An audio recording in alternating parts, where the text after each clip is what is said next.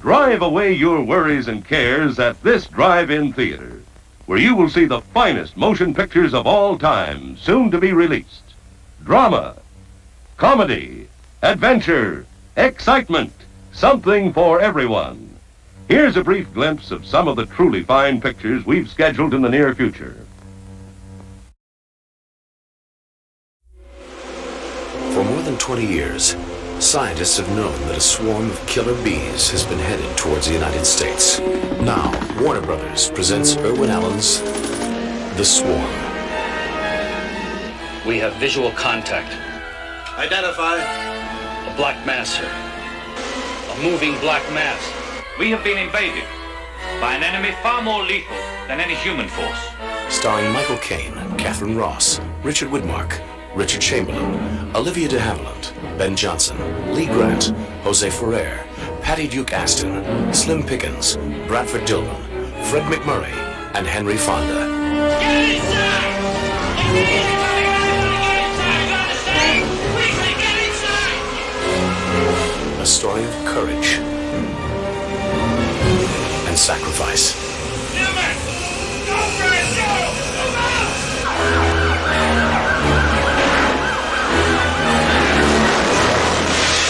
Not since the 30s, when families by the thousands fled the Oklahoma Dust Bowl, has a thriving American community had to be totally evacuated.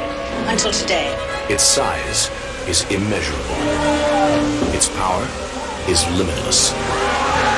Its enemy is man. The war that I've always talked about has finally started. Mile by mile, city by city, it moves, leaving in its wake a path of destruction.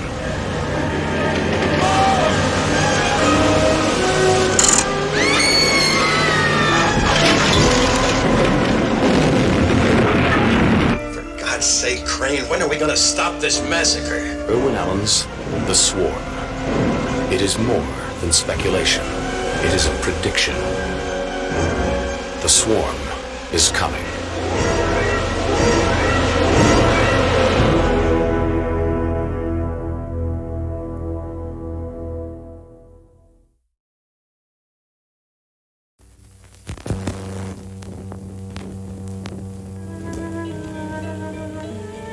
It was a California summer, and in a sleepy little town called Venice, life seemed so easy.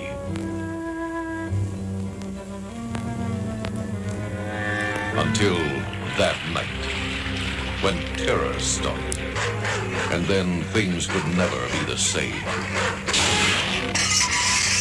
Slits, spawned from a nuclear hell, it forages for food to survive.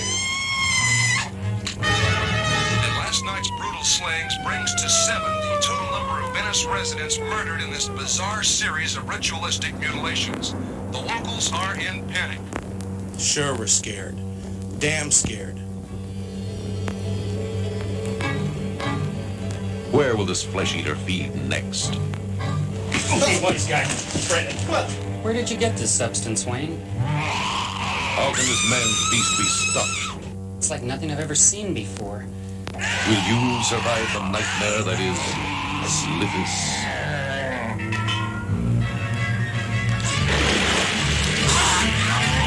Slithis.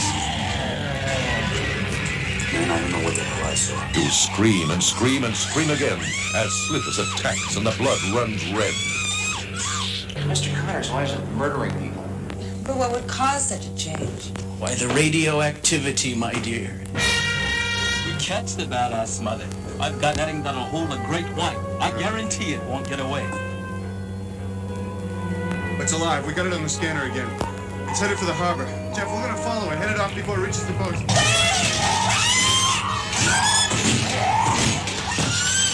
Slithis, the demon of science and the sea. A horror so outrageous that no one believed. Until it was too late. Ready to put the hook to the slimy beast?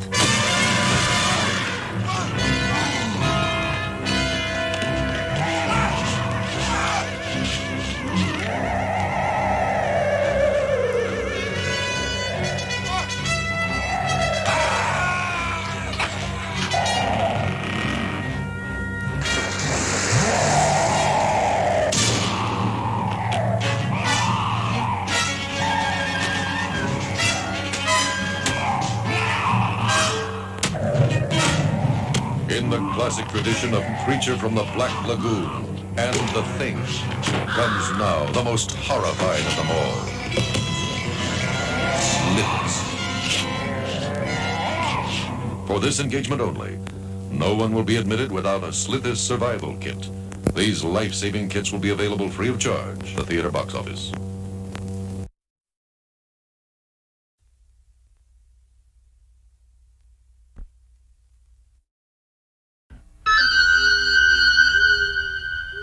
Halloween night. A small American town. 15 years ago.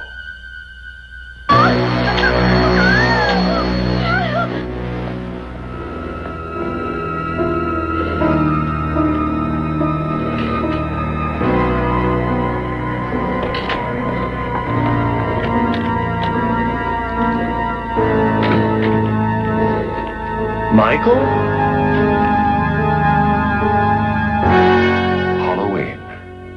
I spent 8 years trying to reach him, and then another 7 trying to keep him locked up because I realized that what was living behind that boy's eyes was purely and simply evil.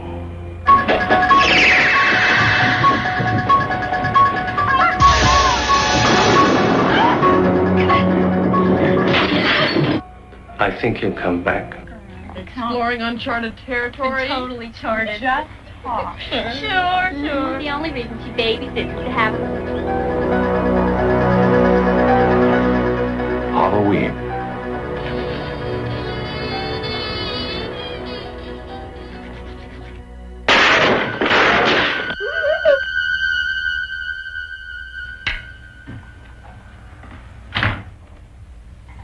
Okay, Linda. Come on out.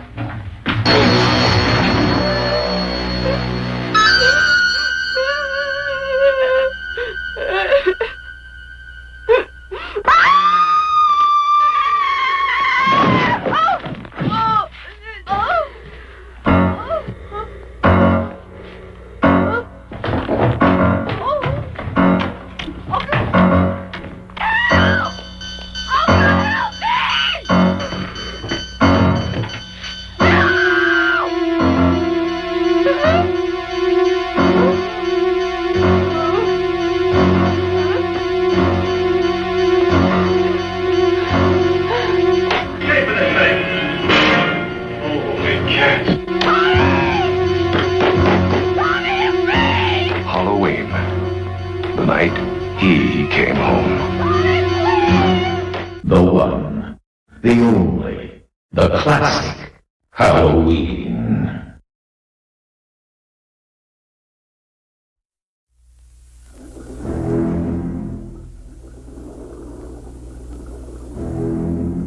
When the movie Jaws first opened, it created a sensation. And shark sightings increased by the thousands in all the vast and unknown depths of the ocean. How could there have been only one?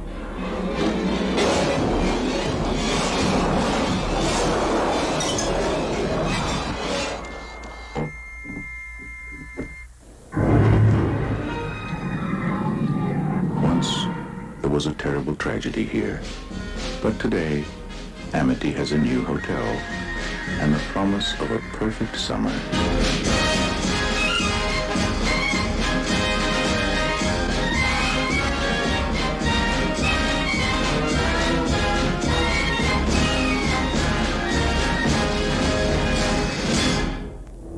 Now, just when you thought it was safe to go back in the water, the legend continues.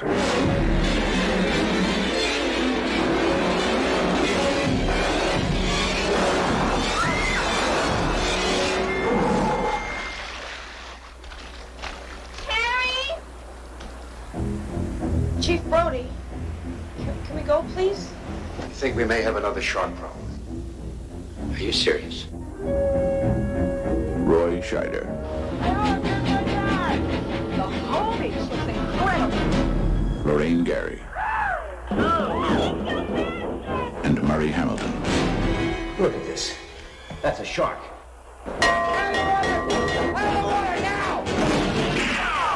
Look, Brody, you started a panic on a public beach. Now, what if somebody decides to sue us? That's a shark. Did you ever stop to think about that? And I know what a shark looks like because I've seen one up close. I better do something about this one because I don't intend to go through that hell again. Don't press it this time. Mike is out there.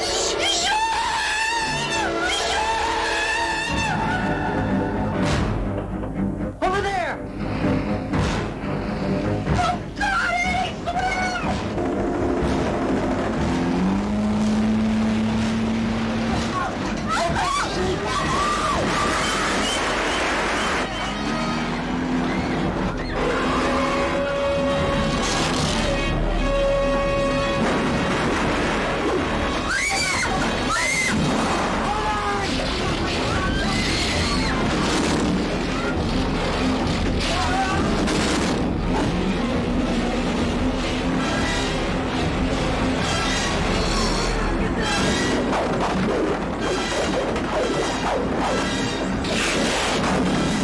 All I know is a boy is dead and my son and husband is still out there. Get me out!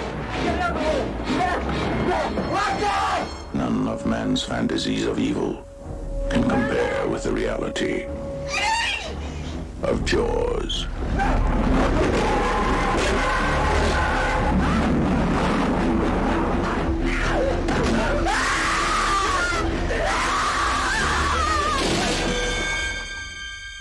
The all-new Jaws 2. See it before you go back in the water.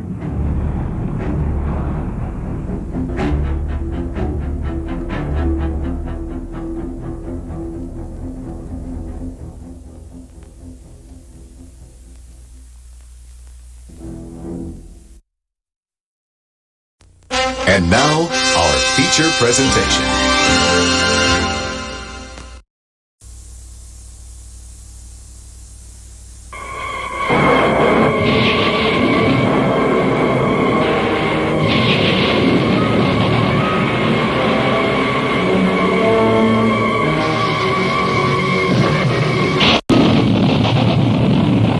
Grandpa's home, and I'm surrounded by you, all of you, and my closest, dearest friends.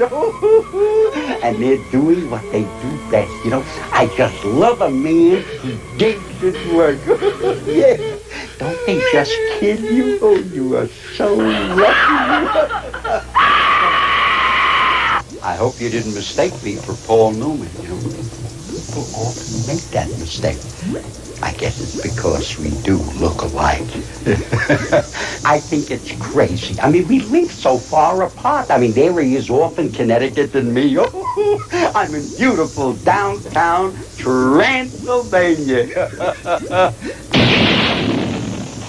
Good boy, Igor. Good boy. Oh, I love you. I love you. You know, the feet, Igor. Oh, when you get to be 316 years old.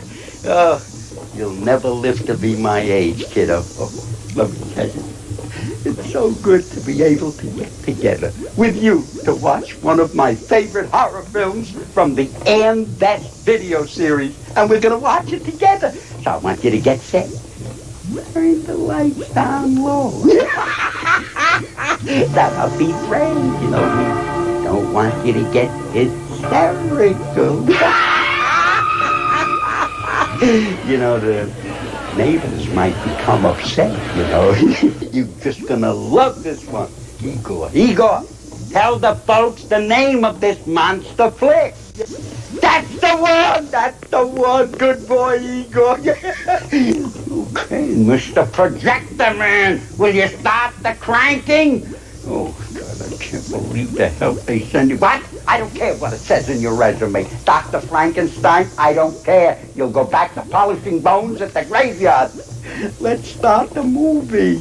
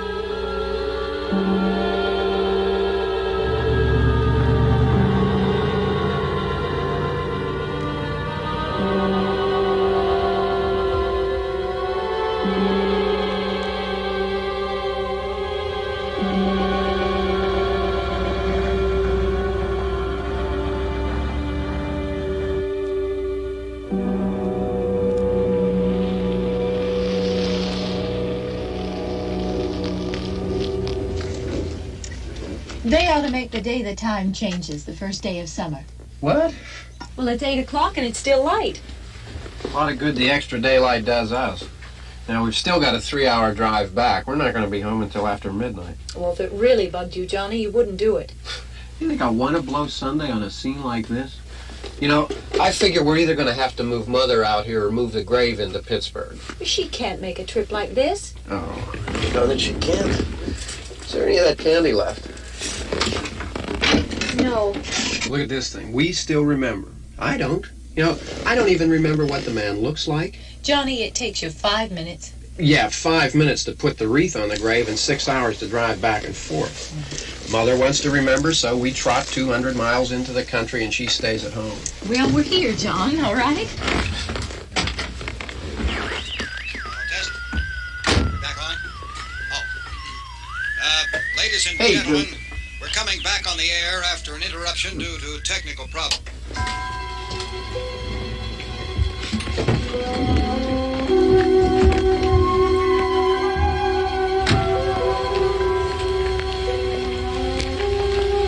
There's nothing wrong with the radio. Must have been the station.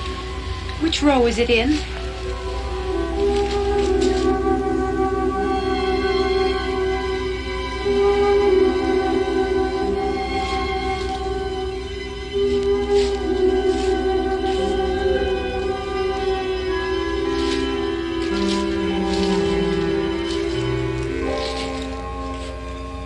No one around.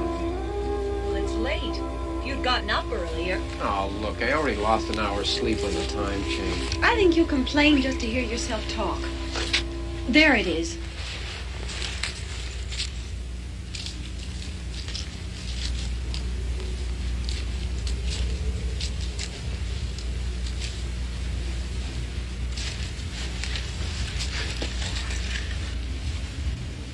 I wonder what happened to the one from last year. Each year we spend good money on these things. We come out here and the one from last year's gone. Well, the flowers die and the caretaker or somebody takes them away.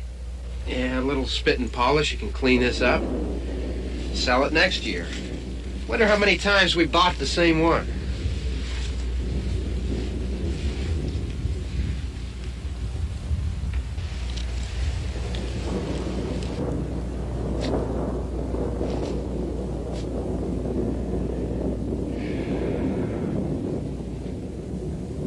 Hey, come on, Barb. Church was this morning, huh?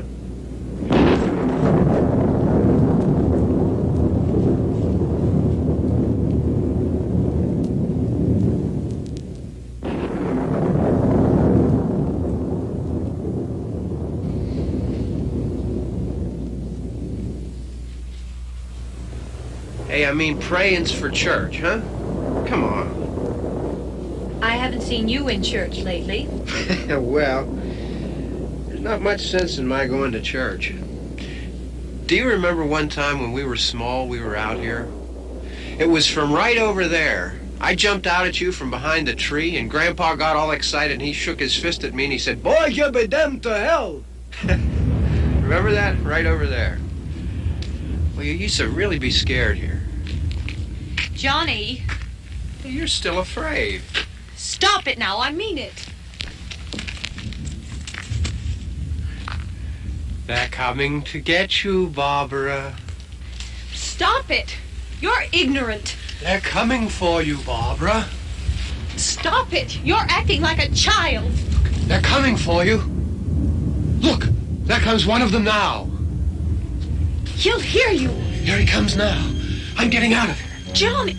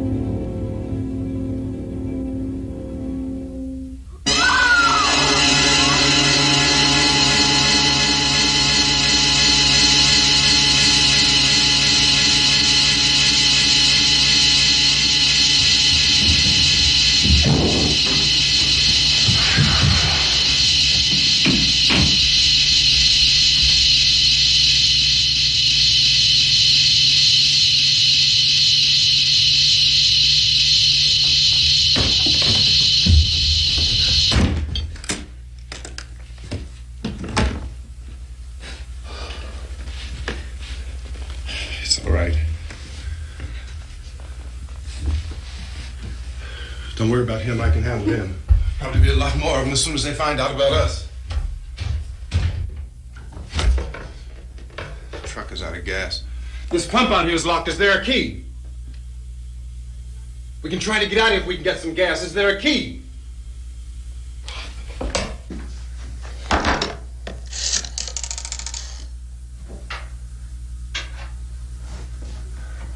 I suppose you tried this.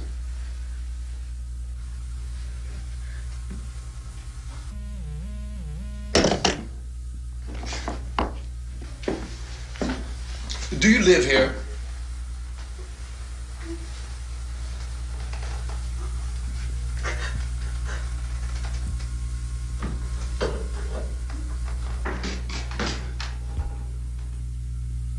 Jesus.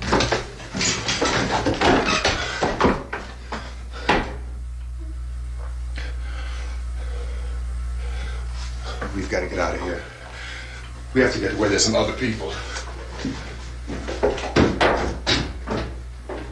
Maybe we better take some food. I'll see if I can find some food.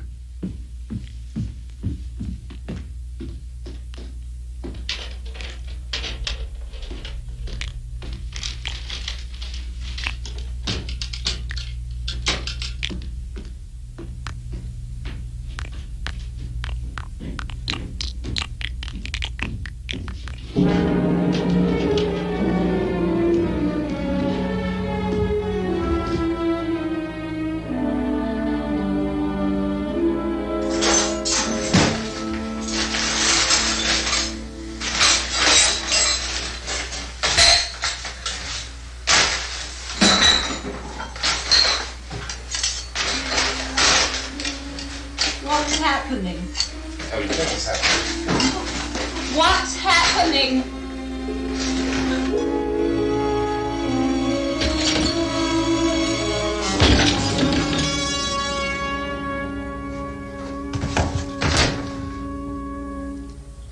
Two of them.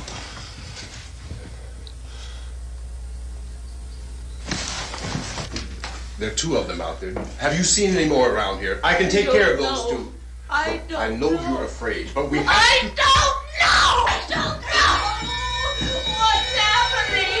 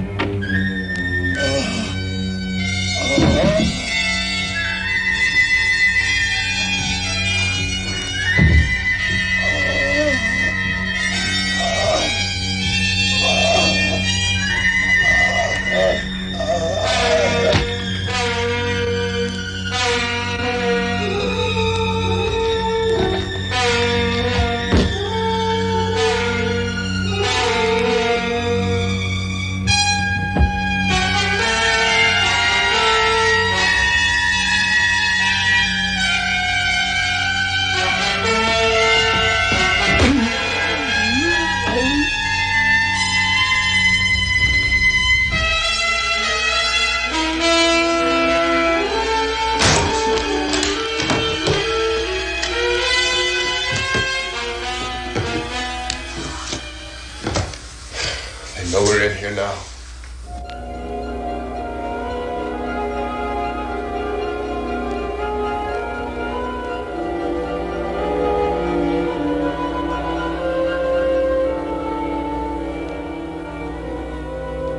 Don't look at it.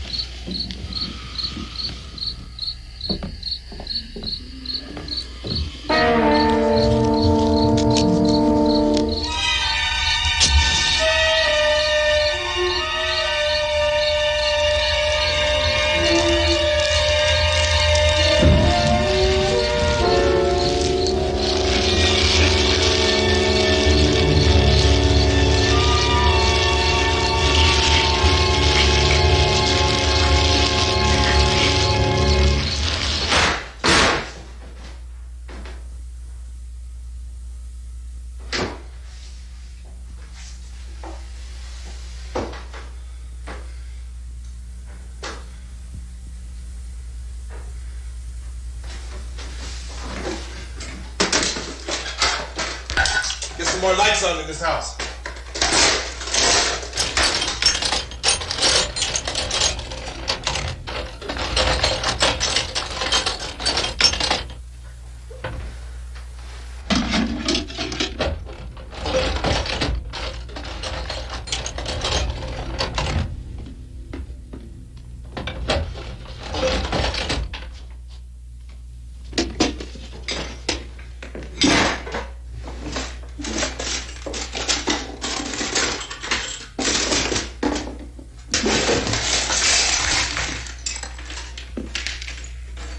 Why don't you see if you can find some wood, some board, something there by the fireplace, something we can nail this place up.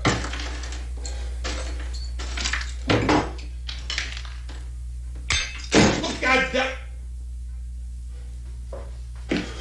Look, I know you're afraid. I'm afraid too. But we have to try to board the house up together. Now, I'm going to board up the windows and the doors. Do you understand? We'll be all right here. We'll be all right here till someone comes to rescue us. But we'll have to work together. You'll have to help me. Now, I want you to go in and get some wood so I can board the place up. Do you understand? Okay? Okay?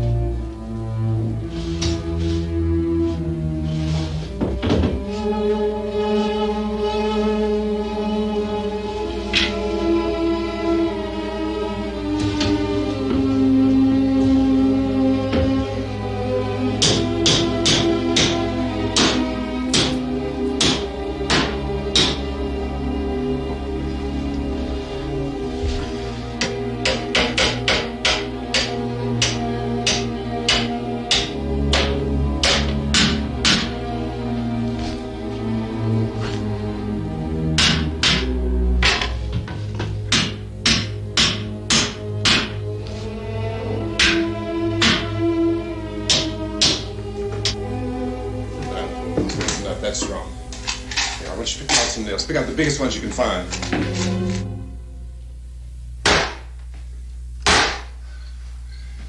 There, this room looks pretty secure. If we have to, we can run in here and board up the doors. Won't be long before those things will be back pounding their way in here. They're afraid now.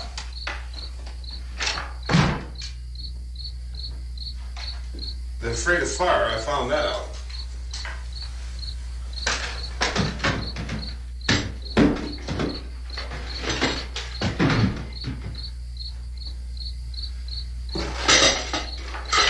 You know a place back down the road called Beekman's? Beekman's Diner?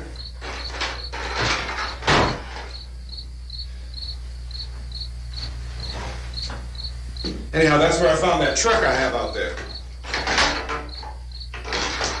There's a radio in the truck. I jumped in to listen to it when a big gasoline truck came screaming right across the road. But there must have been 10, 15 of those things chasing after it, grabbing and holding on. Now, I didn't see them at first. I could just see that the truck was moving in a funny way. And those things were catching up to it. The truck went right across the road. I slammed on my brakes to keep from hitting it myself. It went right through the guardrail.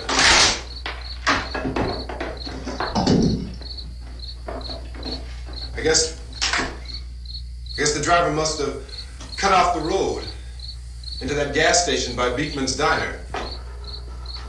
It went right through the billboard, ripped over a gas pump, and never stopped moving. By now, it was like a moving bonfire. Didn't know if the truck was going to explode or what. Could still hear the man screaming.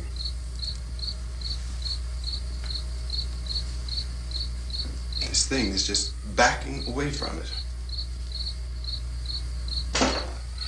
I looked back at the diner to see if there was anyone there who could help me.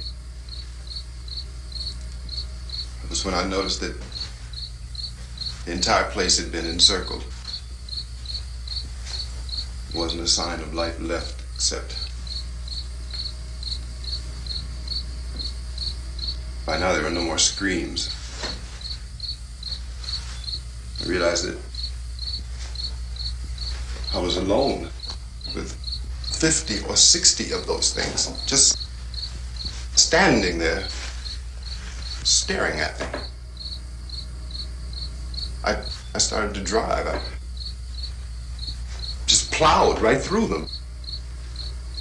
They didn't move, they didn't run or just stood there, staring at me.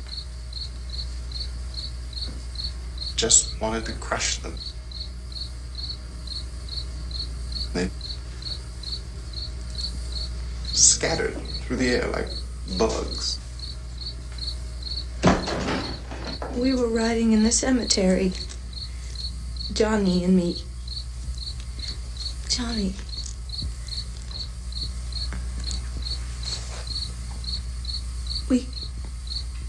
We came to put a wreath on my father's grave. Johnny, and he said, "Can I have some candy, Barbara?" We didn't have any. And oh, it's hot in here. Hot.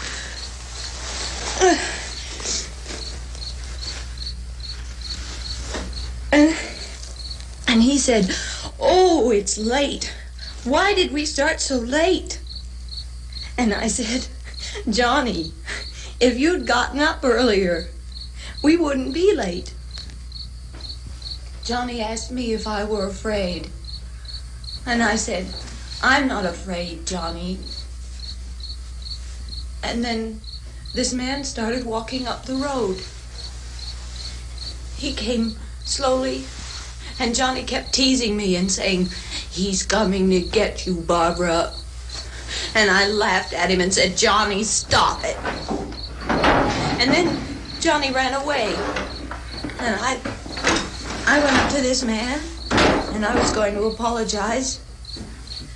Why don't you just keep calm? And I looked up, and I said, "Goody." And he grabbed me.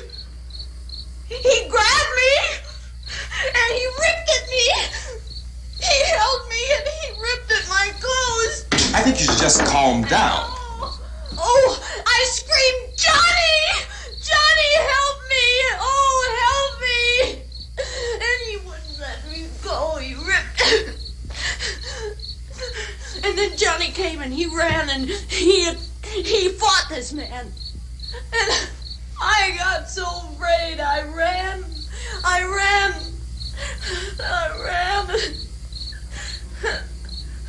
And Johnny didn't come. We have to wait for Johnny.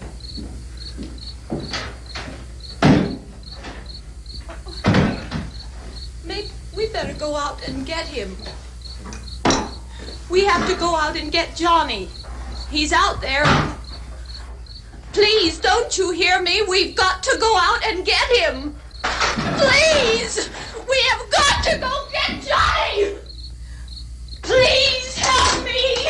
Please! Look, don't you know what's going on out there? This is no Sunday school picnic. Don't you understand? My brother is alone! Your brother is dead. No!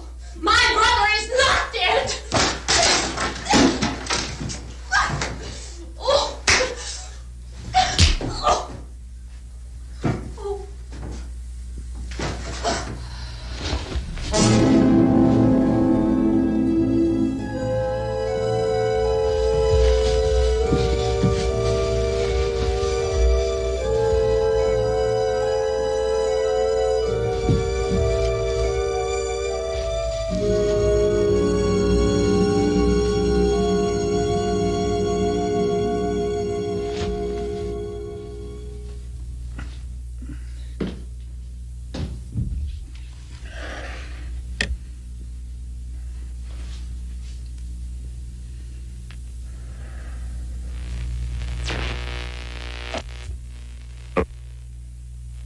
Because of the obvious threat to untold numbers of citizens, and because of the crisis which is even now developing, this radio station will remain on the air day and night.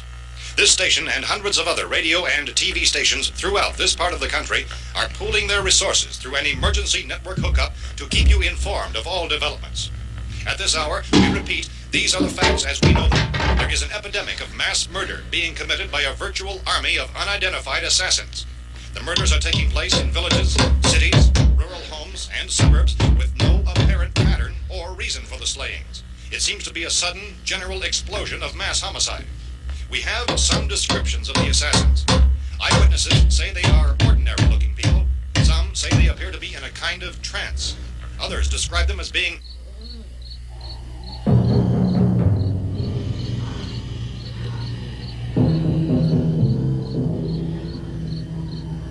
So, at this point, there is no really authentic way for us to say who or what to look for and guard yourself against. Misshapen monsters. Reaction of law enforcement officials is one of complete bewilderment at this hour. So far, we have been unable to determine that any kind of organized investigation is yet underway. Police, sheriff's deputies, and emergency ambulances are literally deluged with calls for help. The scene can best be described as mayhem. Mayors of Pittsburgh, Philadelphia, and Miami, along with the governors of several eastern and midwestern states, have indicated the National Guard may be mobilized at any moment, but that has not happened as yet. The only advice our reporters have been able to get from official sources is for private citizens to stay in their homes behind locked doors. Do not venture outside for any reason until the nature of this crisis has been determined and until we can advise what course of action to take. Keep listening to radio and TV for any special instructions as this crisis develops further. Thousands of office and factory workers are being urged to stay at their places of employment, not to make any attempt to get to their homes. However, in spite of this urging and warning, streets and highways are packed with frantic people trying to raise their families or apparently to flee just anywhere. We repeat, the safest course of action at this time is simply to stay where you are.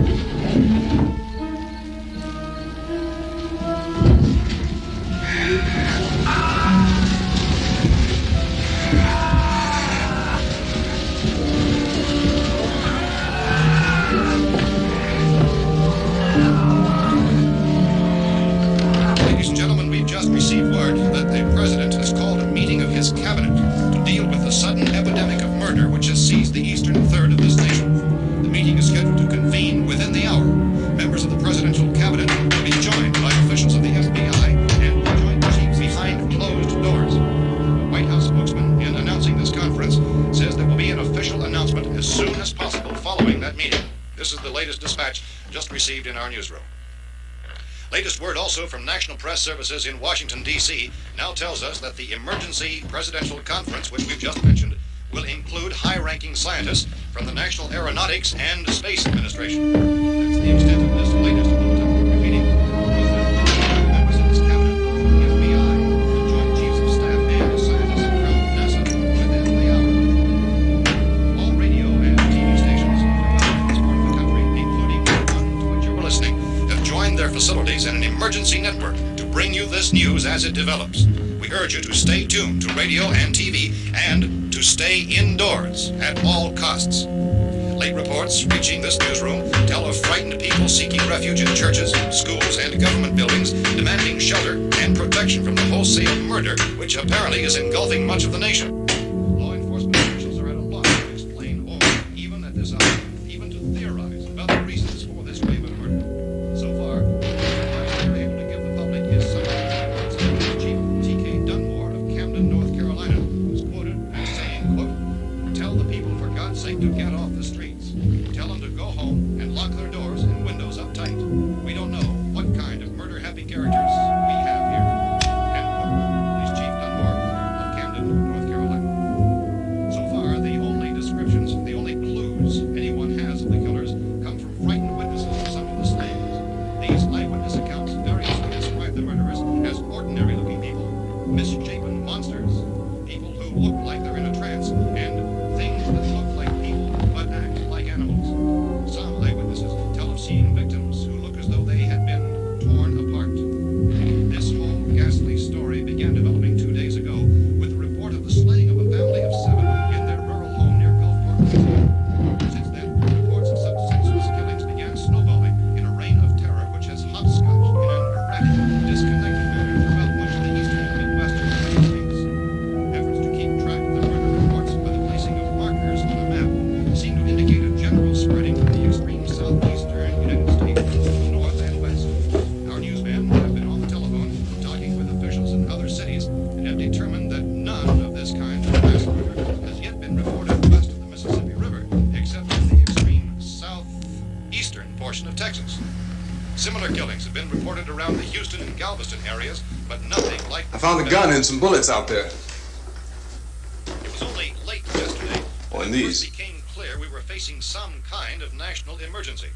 When first reports began filtering in, newsmen and law enforcement agencies were of the opinion This that place is boarded up pretty solid now. in nature. However, as these We ought to be all right here for a while. dramatically, it was soon apparent that We have this a was gun something and more than the bullets, usual run of lawlessness. food, and the radio. Some began to suspect an obscure kind of conspiracy. Sooner or later, someone's bound to come and get us out.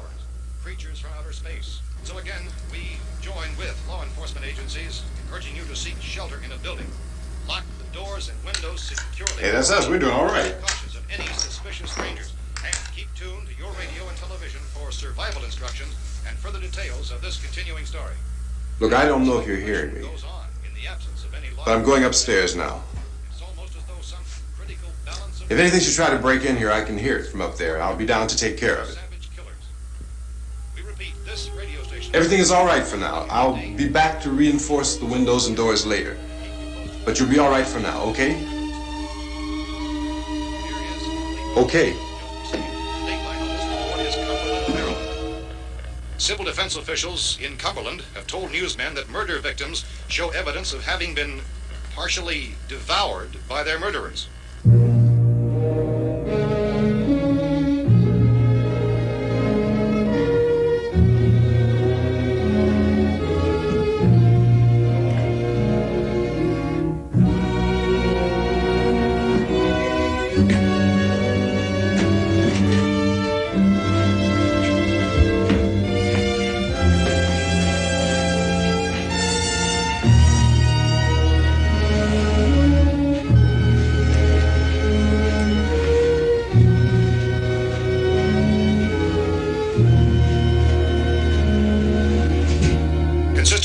from witnesses to the effect that people who acted as though they were in a kind of trance were killing and eating their victims prompted authorities to examine the bodies of some of the victims.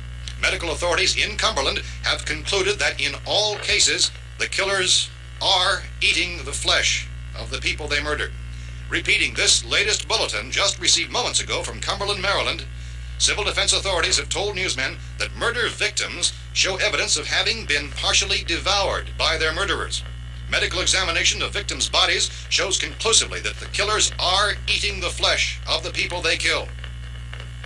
And so this incredible story becomes more ghastly with each report. It's difficult to imagine such a thing actually happening, but these are the reports we have been receiving and passing on to you, reports which have been verified as completely as is possible in this confused situation. It is happening, and it would appear that no one is safe from this wave of mass murder.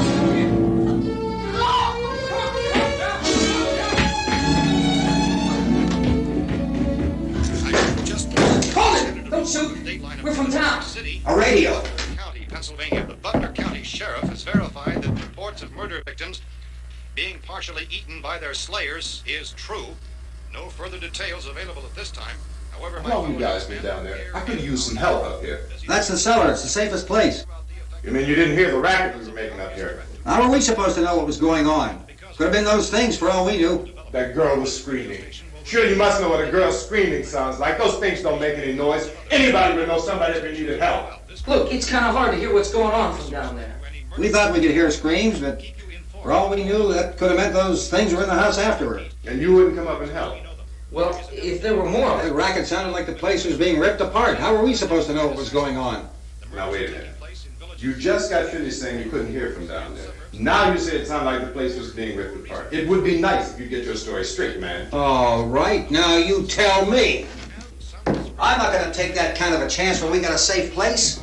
We luck into a safe place, and you're telling us we got to risk our lives just because somebody might need help, huh? Yeah, something like that. All right, why don't we settle this? Look, mister, we came up. Okay, we're here. Now I suggest we all go back downstairs before any of those things find out we're in here. They can't get in here.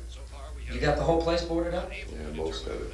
All but a few spots upstairs. They won't be hard to fix. You're insane. The cellar's the safest place. I'm telling you, they can't get in here. And I'm telling you, those things turned over our car. We were damn lucky to get away at all. Now you tell me those things can't get through this lousy pile of wood?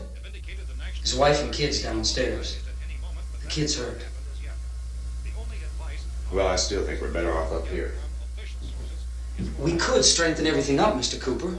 With all of us working, we can fix this place up in no time. We have everything we need up here. We can take all that stuff downstairs with us. Man, you're really crazy, you know that? You got 1,000,000 windows up here. All these windows, you're gonna make them strong enough to keep these things out, huh? I told you those things don't have any strength. I smashed 3 of them and pushed another one out the door. Did you hear me when I told you they turned over our car? Oh, hell, any good 5 men can do that. That's my point. Only there's not going to be 5 or even 10. There's going to be 20, 30, maybe 100 of those things. And as soon as they know we're here, this place is going to be crawling with them. Well, if there are that many, they'll probably get us wherever we are. Look, the cellar. The cellar, there's only one door, right? Just one door, that's all we have to protect. Tom and I fixed it so it locks and boards from the inside. But up here, all these windows, why, we'd never know where they were going to hit us next. You got a point, Mr. Cooper. But down in the cellar, there's no place to run to. I mean, if they did get in, the back exit, we'd be done for. We can get out of here if we have to. And we got windows to see what's going on outside. But down there with no windows, if a rescue party did come, we wouldn't even know it. But the cellar is the strongest place. The cellar is a death trap. I don't know, Mr. Cooper. I think he's right. You know how many's out there? I don't know. I figure maybe 6 or 7. Look, you two can do whatever you like. I'm going back down to the cellar, and you better decide. Because I'm going to board up that door, and I'm not going to unlock it again no matter what happens. Now, wait a minute, Mr. Cooper. No, I'm not going to wait. I've made my decision, now you make yours. Now, wait a minute. Let's think about this. We can make it to the cellar if we have to. And if we do decide to stay down there, we'll need some things from up here. So let's at least consider this a while. If you box yourself in the cellar and those things get in the house, you've had it. At least up here you have a fighting chance. Yeah, it looks like about 8 or 10 out there now. That's more than there were. There are a lot out back, too.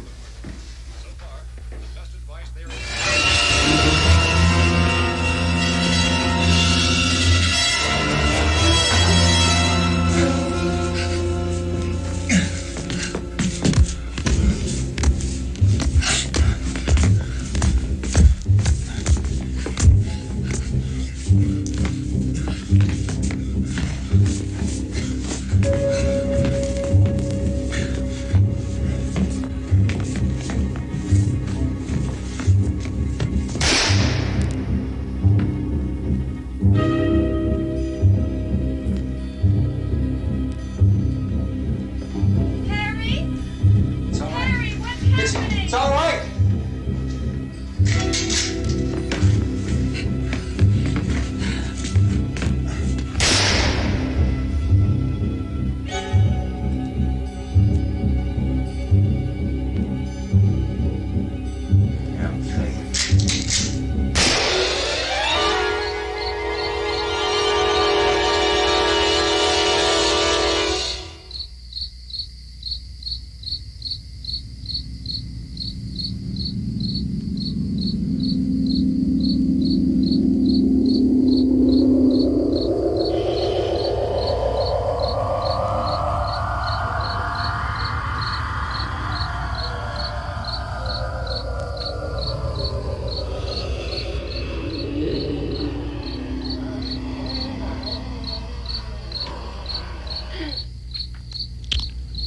We gotta fix these boards.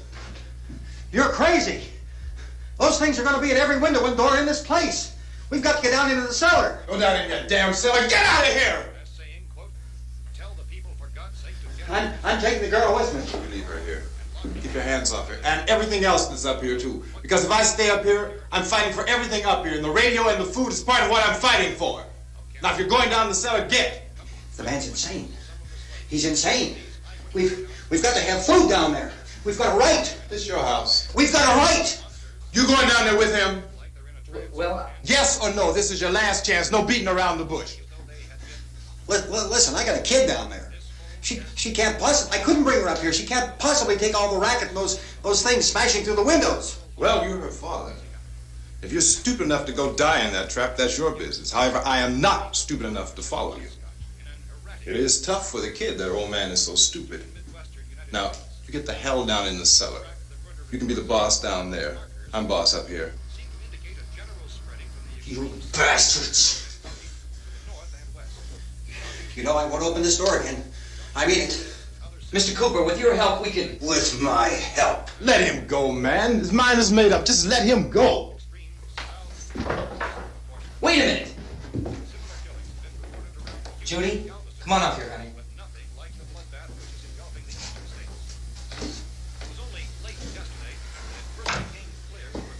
You're gonna let them get hurt too, huh? It's all right, honey. Go ahead.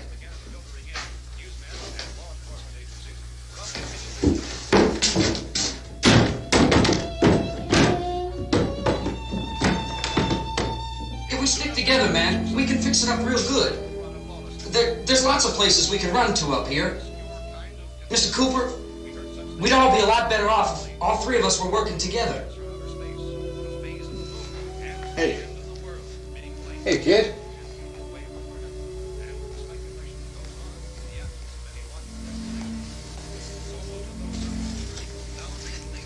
He's wrong, you know. I'm not boxing myself in down there. This radio station will remain on the air day and night. Well, we're safe now. It's boarded up tight. What about Tom and Judy? They want to stay up there, let them. There are two other people upstairs, a man and a girl. We heard the screaming. Yeah, but I didn't know who they were, and I wasn't about to take any unnecessary chances. Of course not, Harry.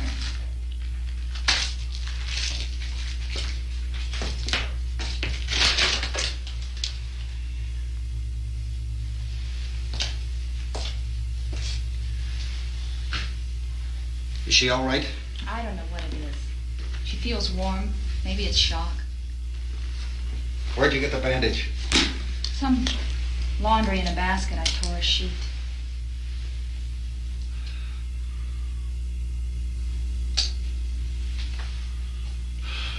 Let them stay upstairs. Let them.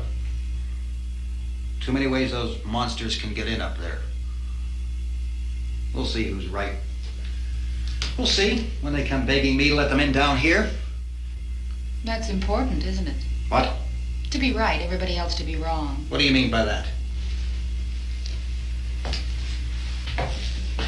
Does anyone up there know why we're being attacked? Whatever it isn't just happening here. It's some kind of mass murder. It's going on everywhere. The radio said to stay inside. Radio? Radio upstairs. I heard a news bulletin. There's a radio upstairs and you boarded us in down here? I know what I'm doing. What did it say? Nothing. Nothing. They don't know anything yet. There's mass murder everywhere and people are supposed to look for a safe place to hide. Take the boards off that door. We are staying down here, Helen. Harry, that radio is at least some kind of communication. If the authorities know what's happening, well, they'll send people for us so they tell us what to do. How are we going to know what's going on if we lock ourselves in this dungeon?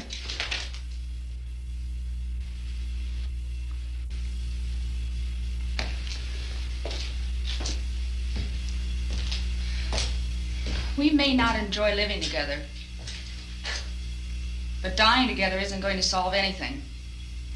Those people aren't our enemies. Mr. Cooper! Mr. Cooper, Ben found a television set upstairs.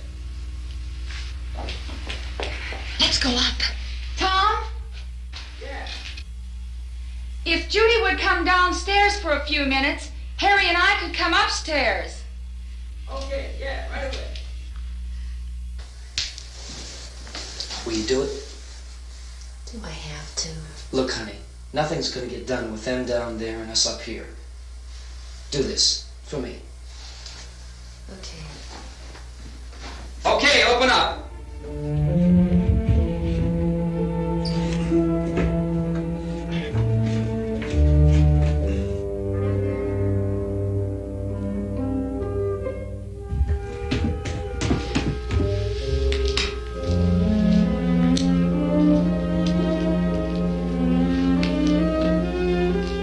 I'll take good care of her, Helen. She's all I have. Why don't you go upstairs now?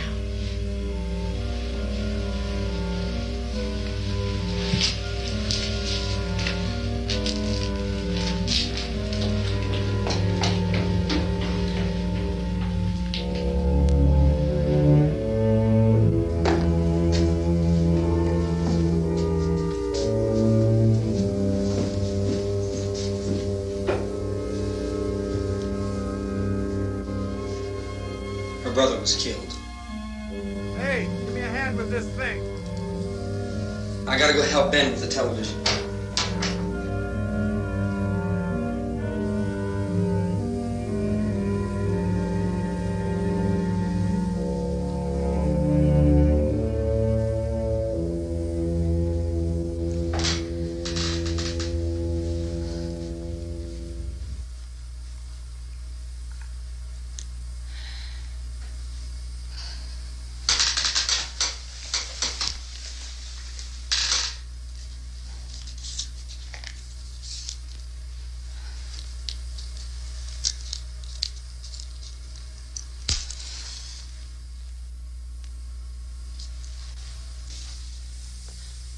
Don't be afraid of me. I'm Helen Cooper, Harry's wife.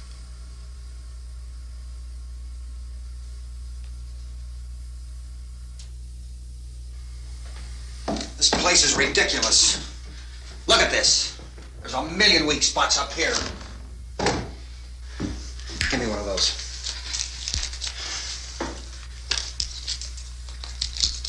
Her brother was killed.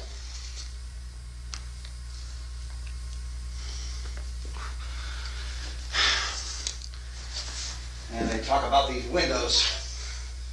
I can't see a damn thing. There could be 15 million of those things out there. That's how much good these windows are. Why don't you do something to help somebody?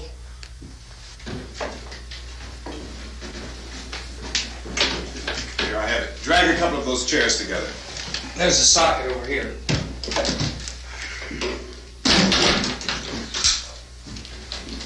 You better watch this and try to understand what's going on. I don't want anyone's life on my hands. Is there anything I can do to help? I don't want to hear any more from you, mister. If you stay up here, you take orders from me. And that includes leaving the girl alone. It's on, it's on. There's no sound.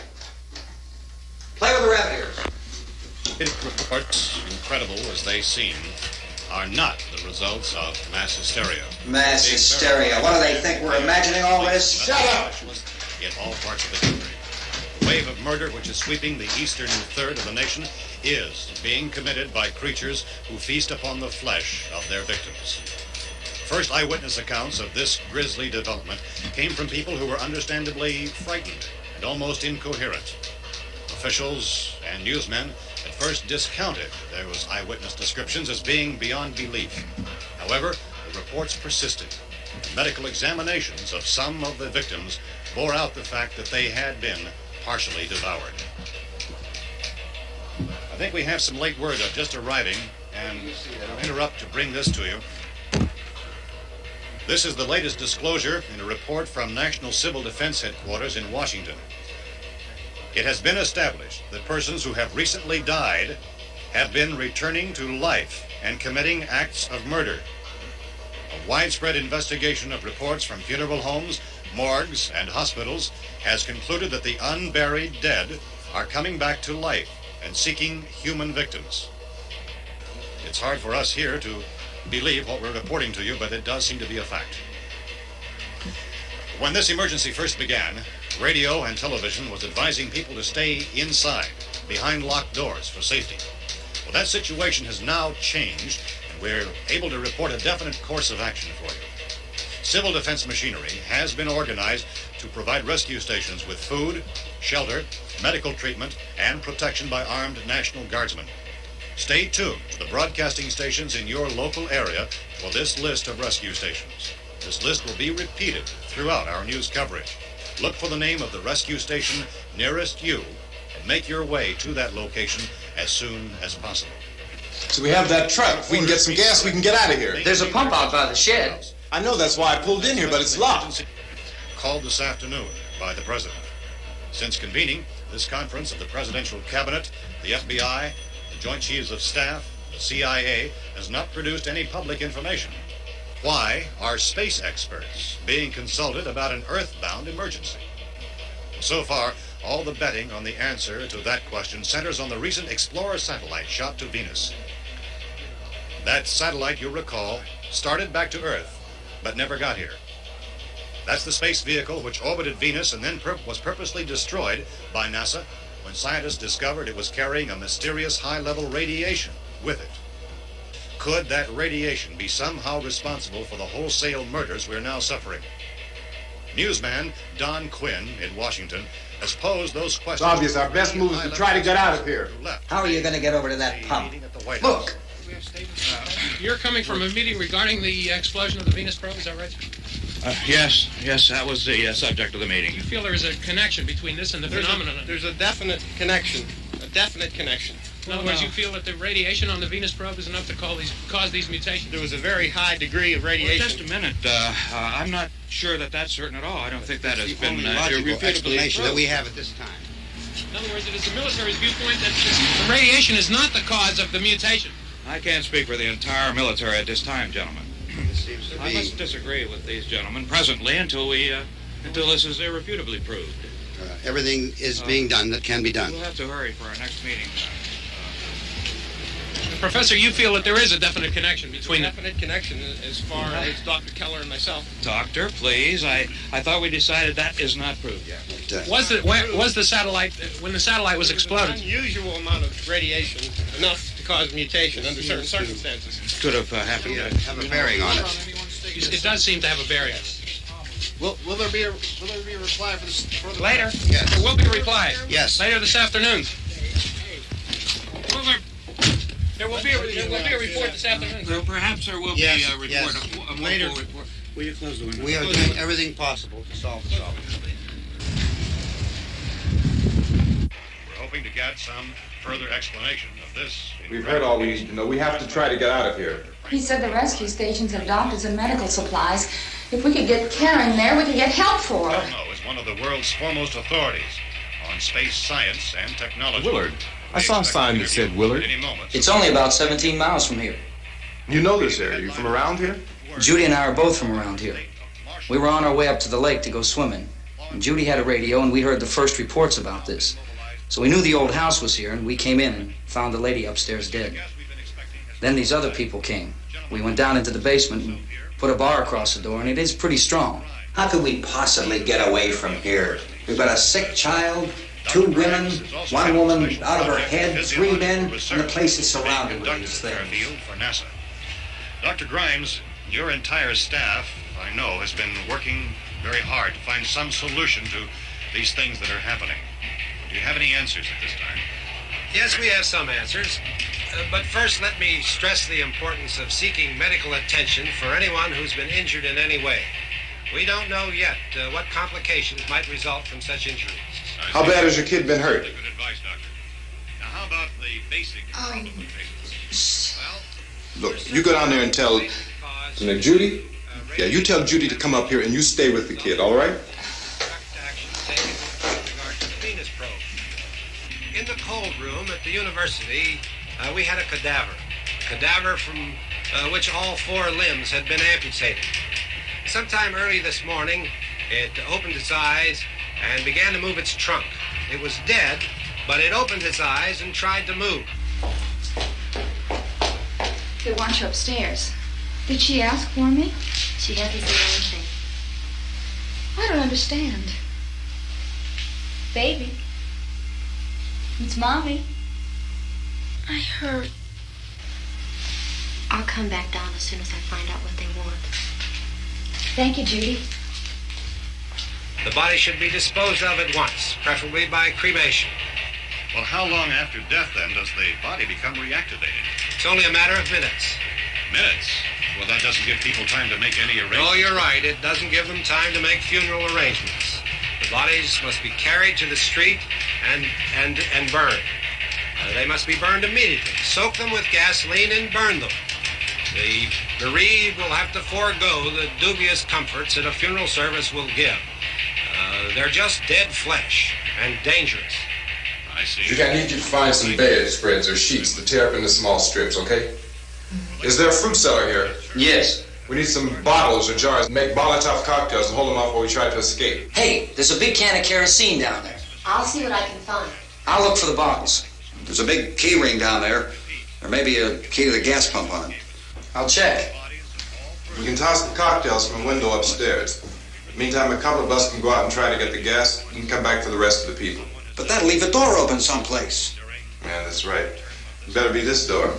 It's closer to the truck.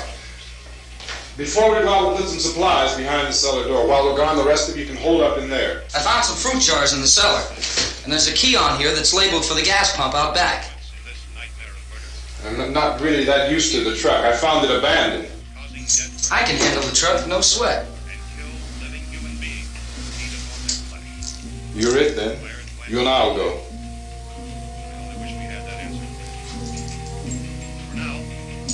We'll put whatever lumber we find behind the cellar door. You can go upstairs and toss the cocktails from a window. Tom, you and I will have to unboard this door. After you toss the cocktails, you hustle back down here and lock this door. It's no good to board it up because we'll have to get back in quickly. After we get the gas and get back into the house, then we'll worry about getting everybody into the truck. Now let's move it. No place to flee safely, except to the rescue stations which have been set up. Indications are that before this emergency is over, we will need many, many more such rescue stations.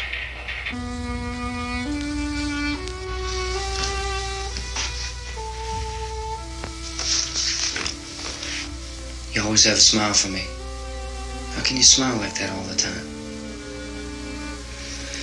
How many do you have done? Come on, honey, we gotta move.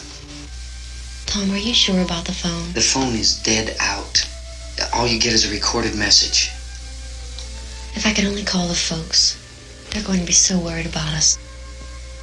It'll be all right. As soon as we get to Willard, we'll call them. They might even be there. I know. Tom. Are you sure we're doing the right thing, Tom? What, about getting out of here? Yeah. Well, the television said that's the right thing to do. We've got to get to a rescue station. I don't know. Come on, honey, you're starting to sound like Mr. Cooper now. But why do you have to go out there? Look, I know how to handle that truck, and I can handle the pump. Ben doesn't know anything about that stuff. But we're safe in here. For how long, honey? We're safe now. But there's going to be more and more of those things. I know all that. Hey, listen. Remember when we had the big flood? Remember how difficult it was for us to convince you that it was right to leave? Remember we had to go to Willard then? This isn't a passing thing, honey. It's not like just a wind passing through. We've got to do something, and fast.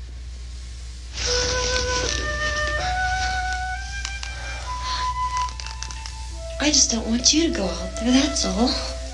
Hey, Smiley. Where's that big smile for me? Boy, you're sure no use at all, are you? We've got work to do, honey. And you...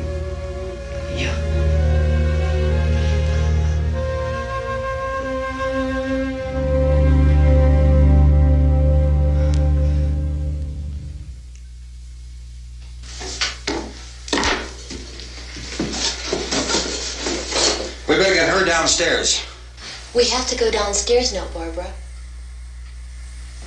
She's right. You have to go downstairs now, just for a little while, until we get back. Then we can all leave. Oh, I'd like to leave. Yes.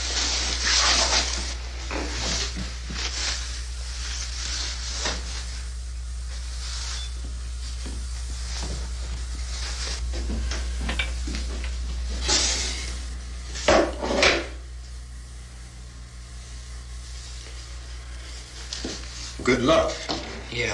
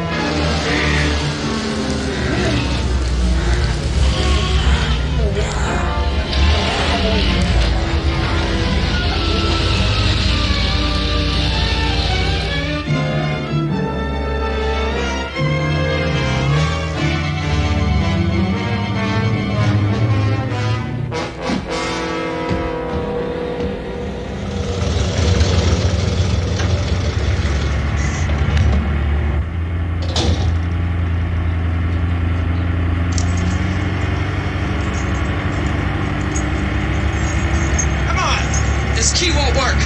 Watch it.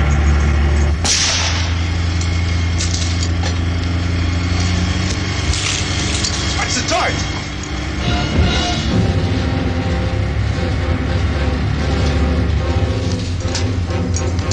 Gotta get away from the pump.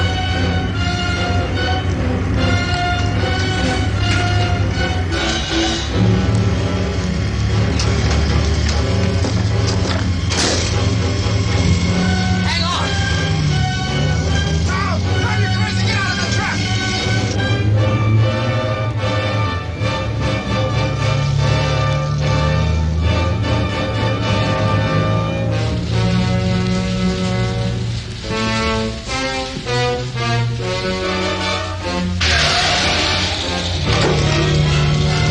Let's get out of here. Come on, come on. My jacket's caught.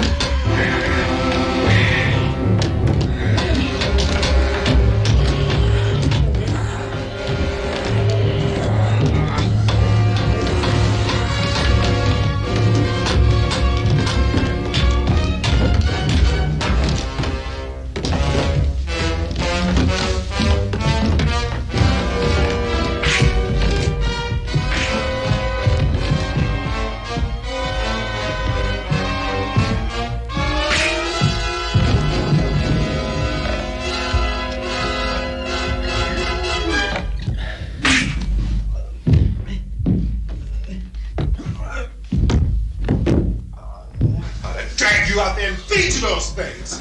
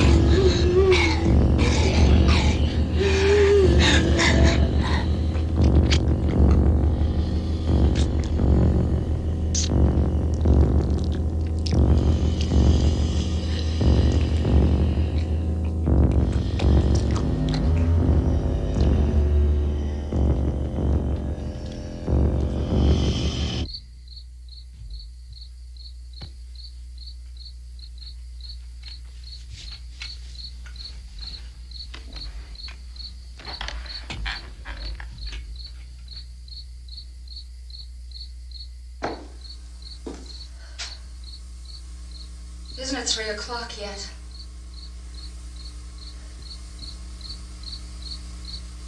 There's supposed to be another broadcast at 3 o'clock. 10 minutes. Oh, only 10 more minutes? We don't have very long to wait. We can leave. Well, we better leave soon. It's 10 minutes to 3.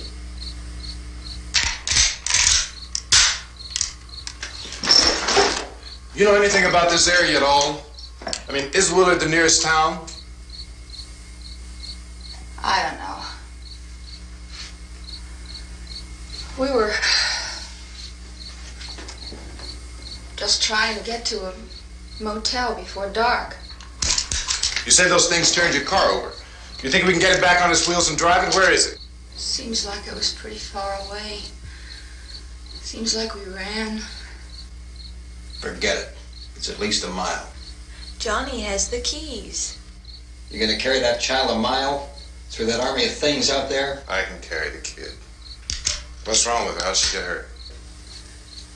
One of those things grabbed her. Bit her on the arm. What's wrong? Who knows what kind of disease those things carry? Is she conscious? Barely. She can't walk. She's too weak. Well, one of us could try to get to the car. You gonna turn it over by yourself? You can't start the car. Johnny has the keys. You have a car? Where? Where is it? You won't be able to start it. Yeah, I know. But where is it?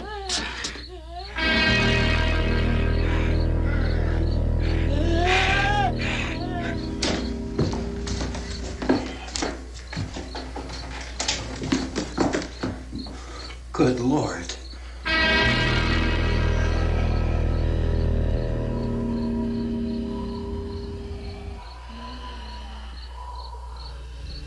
Being monitored closely by scientists at all the radiation detection stations.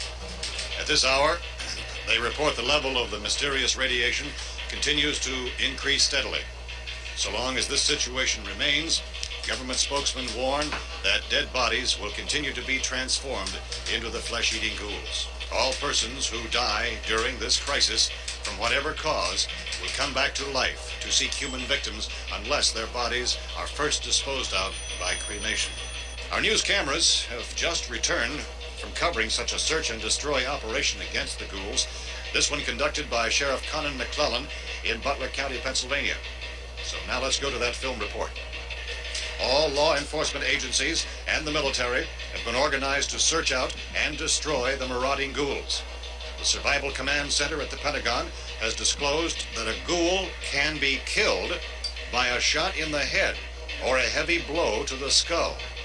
Officials are quoted as explaining that since the brain of a ghoul has been activated by the radiation, the plan is kill the brain and you kill the ghoul. Anything from the supply wagon, Gus? No, we're all right. Hey, Cass, put that thing all the way in the fire. We don't want it getting up again. All right, I got you. Chief McClellan, how's everything going? Oh, things aren't going too bad. Men are taking it pretty good. You want to get on the other side of the road over there? Chief, do you think we'll be able to defeat these things? Well, we killed 19 of them today right in this area. Those last 3 we caught trying to claw their way into an abandoned shed. They must have thought somebody was in there. There wasn't, though. We heard them making all kind of noise. We came over and beat them off, blasted them down. Chief, as soon as you're finished, can I see you here? Yeah, okay. Chief, if I were surrounded by 6 or 8 of these things, would I stand a chance with them? Well, there's no problem. If you had a gun, shoot them in the head. That's a sure way to kill them. If you don't, get yourself a club or a torch. Beat them or burn them. They go up pretty easy. Well, Chief McClellan, how long do you think it will take you until you get the situation under control? Well, that's pretty hard to say. We don't know how many of them there are. We know when we find them, we can kill them. Are they slow-moving, Chief? Yeah, they're dead. They're all messed up.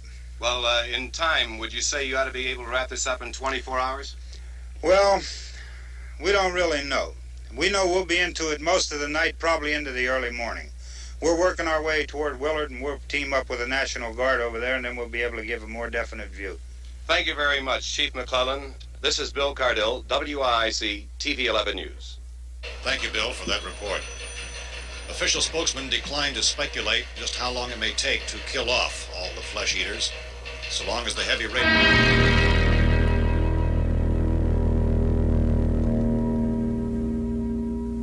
Is the fuse box in the cellar? I don't know. It isn't the fuse. The power lines are down. Helen, I have to get that gun. Haven't you had enough? Look, 2 people are dead already on account of that guy. Take a look out that window. Get...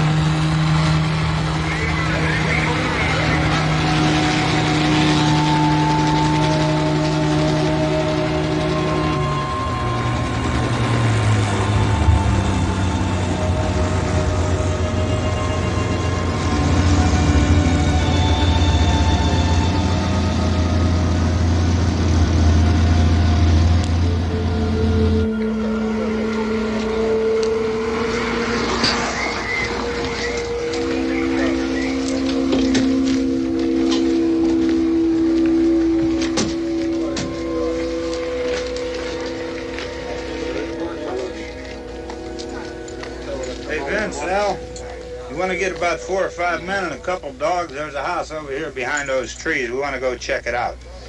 You still here, Bill? Yeah, Chief, we're going to stay with it till we meet up with the National Guard. Where'd you get the coffee? One of the volunteers. You're doing all the work. You take it. Thank you. We should be wrapped up here about 3 or 4 more hours. We'll probably get into Willard then. I guess you can go over there and meet the National Guard. Nick, you and the rest of these men want to come with me? Tell Bill to check in the office, see what's happening. All right, Steve. Tell them we're going to stay with it, and everything appears to be under control.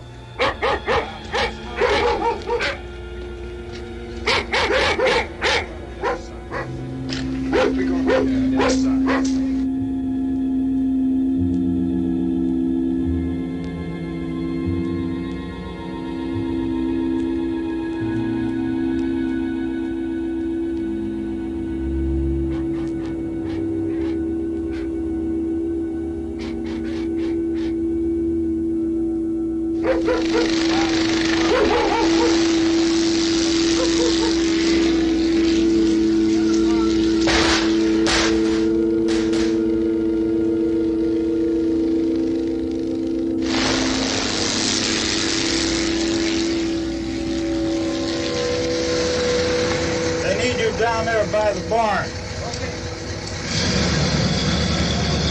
Some of these guys can follow the wagon down. I only need a few men to check out the house. Somebody had a cook out here, Vince. Yeah, it sure looks like it, Cop.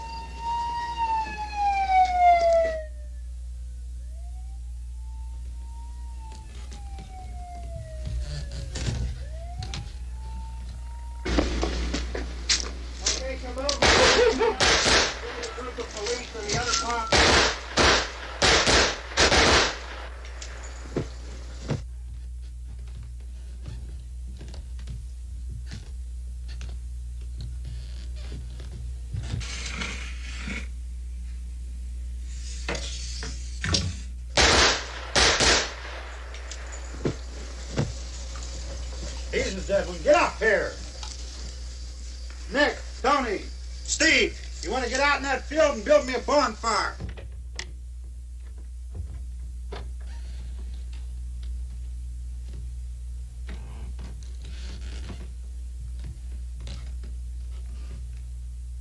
You, drag that out of here and throw it on the fire.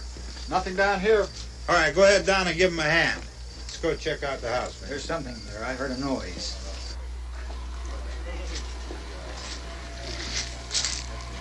All right, Vince, hit him in the head, right between the eyes. Good shot. Okay, he's dead. Let's go get him. That's another one for the fire.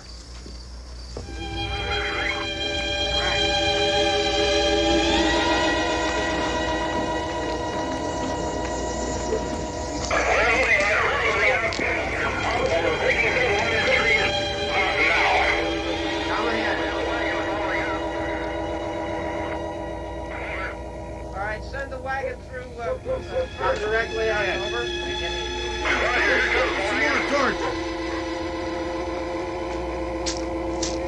Keep those dogs back off of those things.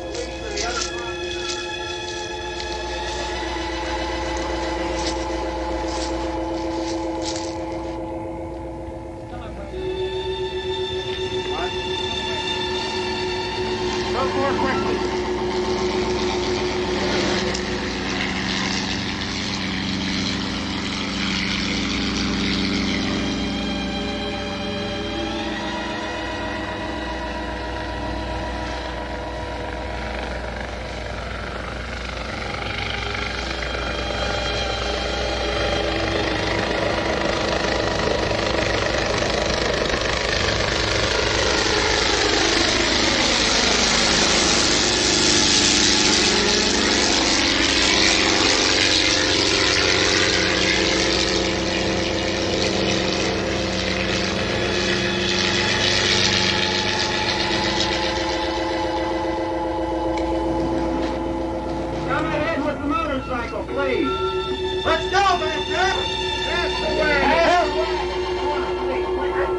Light these torches over here. People in the back, way in the back.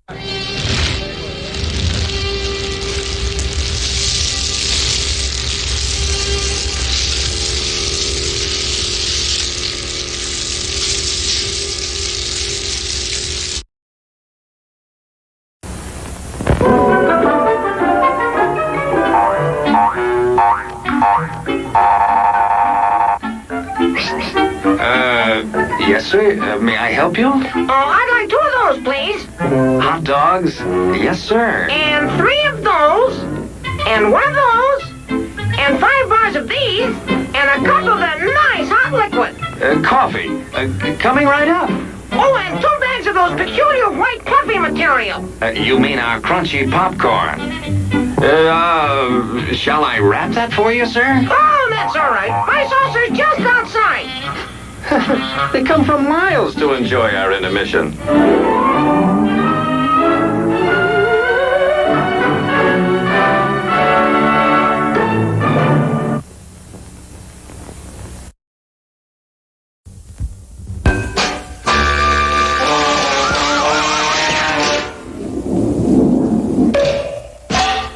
9 minutes to go to showtime. It's intermission. Rise and stretch time. Time to refresh yourself and visit our snack bar. Got a yen for hot popcorn? Your favorite soft drinks are sparkling cold. The juicy Frank sizzling hot. There's delicious coffee, freshly brewed, and all kinds of ice cream and candy to tempt you. Showtime will be announced loud and clear to get you back to your car in time. So stretch your legs. Come to the snack bar now.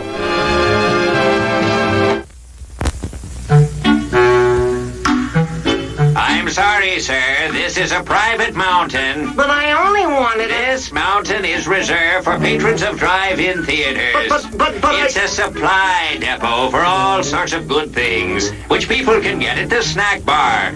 Like soft drinks, hot dogs, good hot coffee, candy bars of all kinds, delicious popcorn, and refreshing ice cream treats. But I am a patron of this drive-in. Well, why didn't you say so?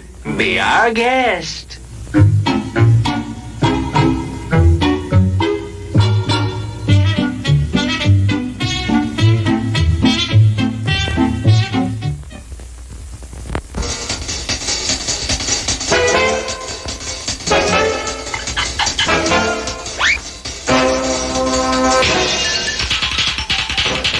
Minutes to go to showtime. Hello there. Give the demonstration of my new invention, the goodies machine. Special for patrons of this drive-in, the machine turns out delicious hot doggies one after the other. And thirst-quenching sodas also. Gives popcorn of the most tasty kind, plain unbuttered. Candy too, crunchy and dandy. Steaming hot coffee and ice cream too. These goodies are at a snack bar just waiting for you.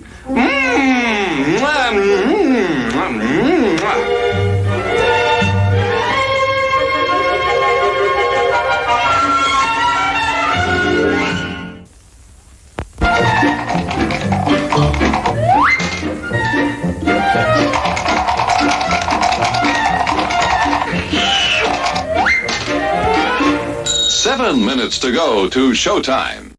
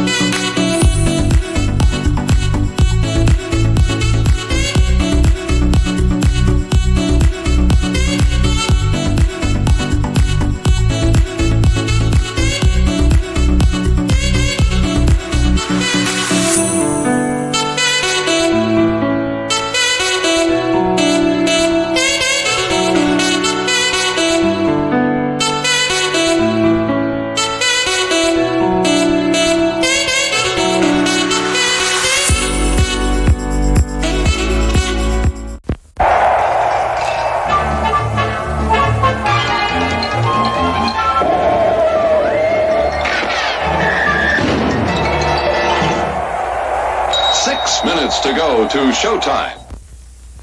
As everyone knows, rainbows usually have a treasure at the end. Let's follow this one and see if we can find the pot of gold. Father, I suppose you've come to claim me treasure. Well, we'd like to see the gold first. Ethan, there's better than gold in here, me lad. No, just look here now. Candy, refreshing soft drinks, popcorn, ice cream, piping hot coffee, delicious hot dogs. Well, that's some treasure, but anyone can buy luscious treats like these at the snack bar of their drive-in theater. You don't tell me. Do you suppose you could get me a job as a snack bar attendant?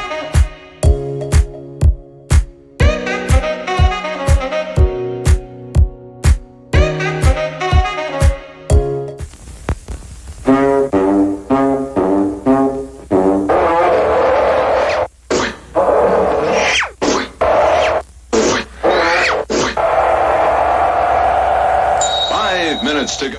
What is it? Say, what is it? Hey, why it's Buttercup, popcorn and sweet cream butter, too hot popcorn. Mix it up, wrap it up, Buttercup is born. It's delicious. So nutritious. It's a taste delight. It's so munchy, crisp and crunchy. You'll enjoy each bite. Eat butter-drenched Buttercup popcorn at its best. Served in a king-size cup. It beats all the Our new cutlass now. Sure handles easy. Drive happy, cutlass can make you a little drive happy. I forgot to get the newspaper. Glad we ordered these swivel bucket seats. Yeah, in case I get to drive someday. The Cutlass S, Oldsmobile's sporty fastback at a price that's less than you might think, to help make you really drive happy. Drive happy. Can I drive now?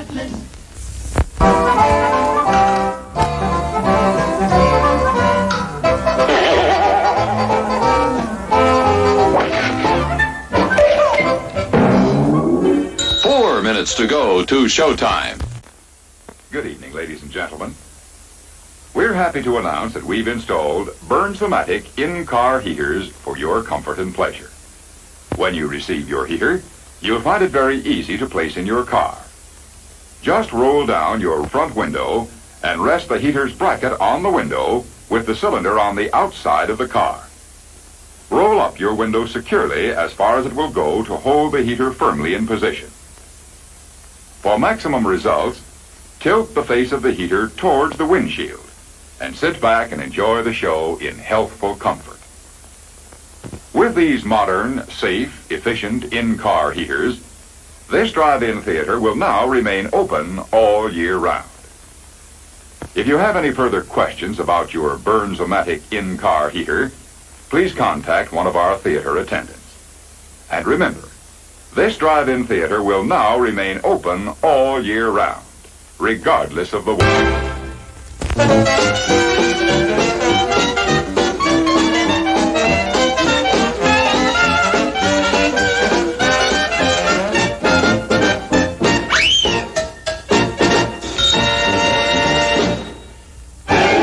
'The crowds are thinning out at the snack bar, folks, and there are still 3 minutes till showtime. You can easily make it for something that'll just hit the spot. How about it? Don't waste a second of refreshment time. You'll find such an appetizing assortment of refreshments at the snack bar, you won't be able to decide what to ask for first. All of your snack bar favorites are there, including fresh peanuts, hot popcorn, and candy of all kinds.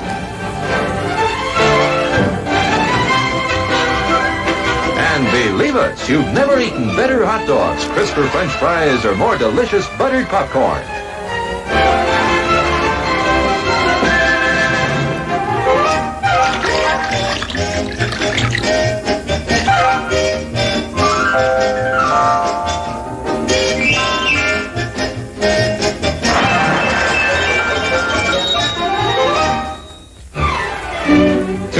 To go to the snack bar for a quick refresher before showtime. No crowds to buck, just go get it. You'll be sorry you missed your chance to enjoy some of the many tempting goodies waiting for you. Stretch your legs now while the stretching's good. There's still time to get a mouth-watering hot dog, a sparkling ice-cold soda, assorted flavors of ice cream, all kinds of candy, the most delicious steaming hot coffee you ever drank. and freshly popped popcorn piping hot. Make a beeline for the snack bar right now to quench your thirst.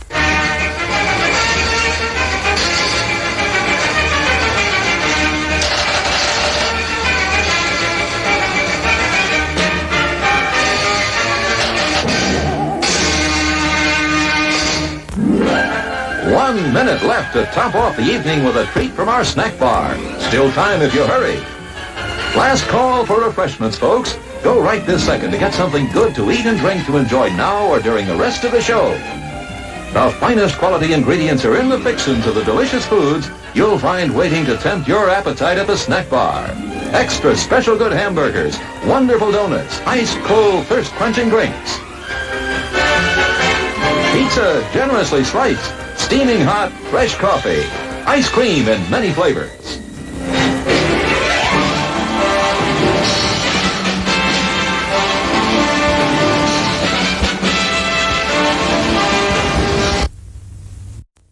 And now, our feature presentation.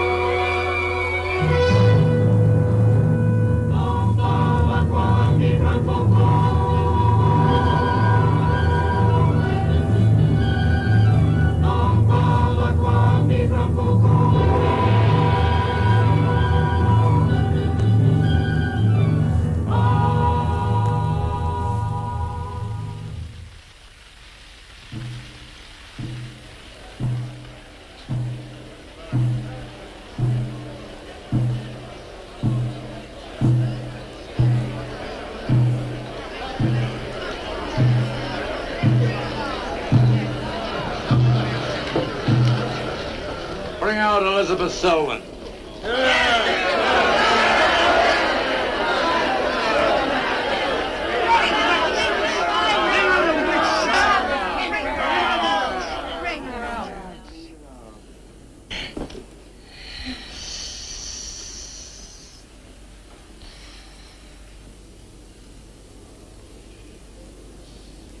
Witch!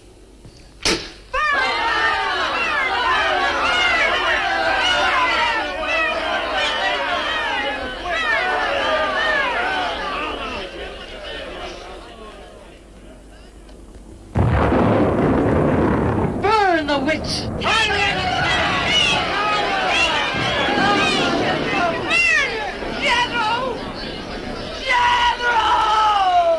Jethro Kane, hast thou consorted with the witch Elizabeth Selwyn?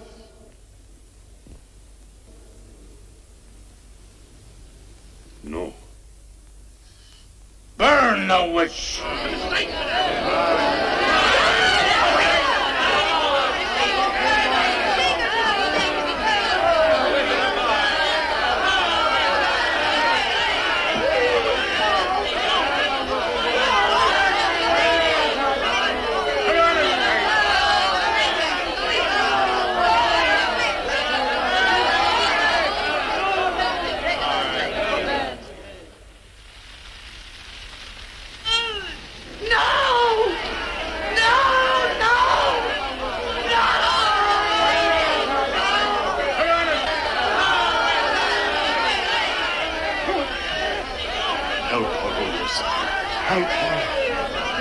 Elizabeth Selwyn, on this 3rd day of March, in the year of our Lord 1692, we, the people of Whitewood, Massachusetts, condemn thee as a witch.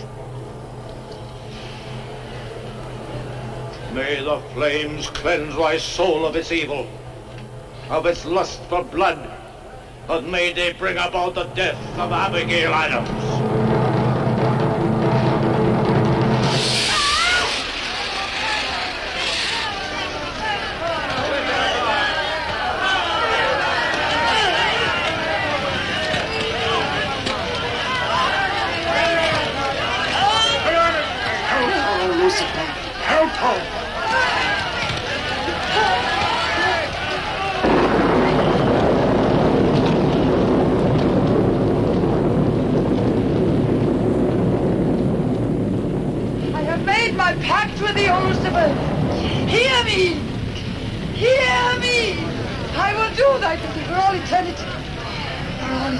Shall I practice the ritual of Black Mass?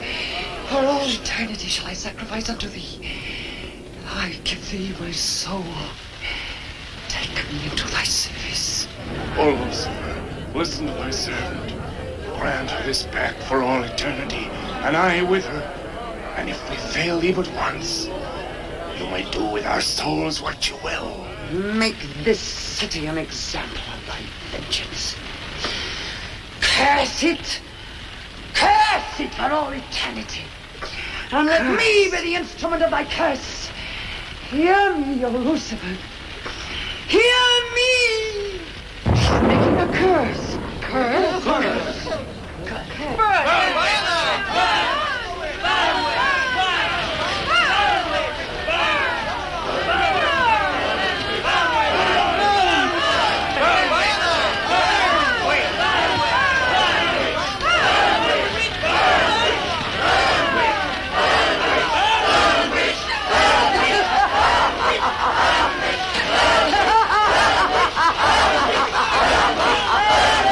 Burn, witch, burn, witch, burn, burn, burn.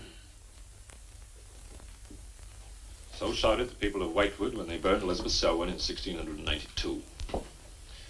Though, as I've said, little is known today of the actual practice of witchcraft in 17th century New England, superstition, fear, and jealousy drove the Puritans to accuse their friends and relatives of consorting with the devil.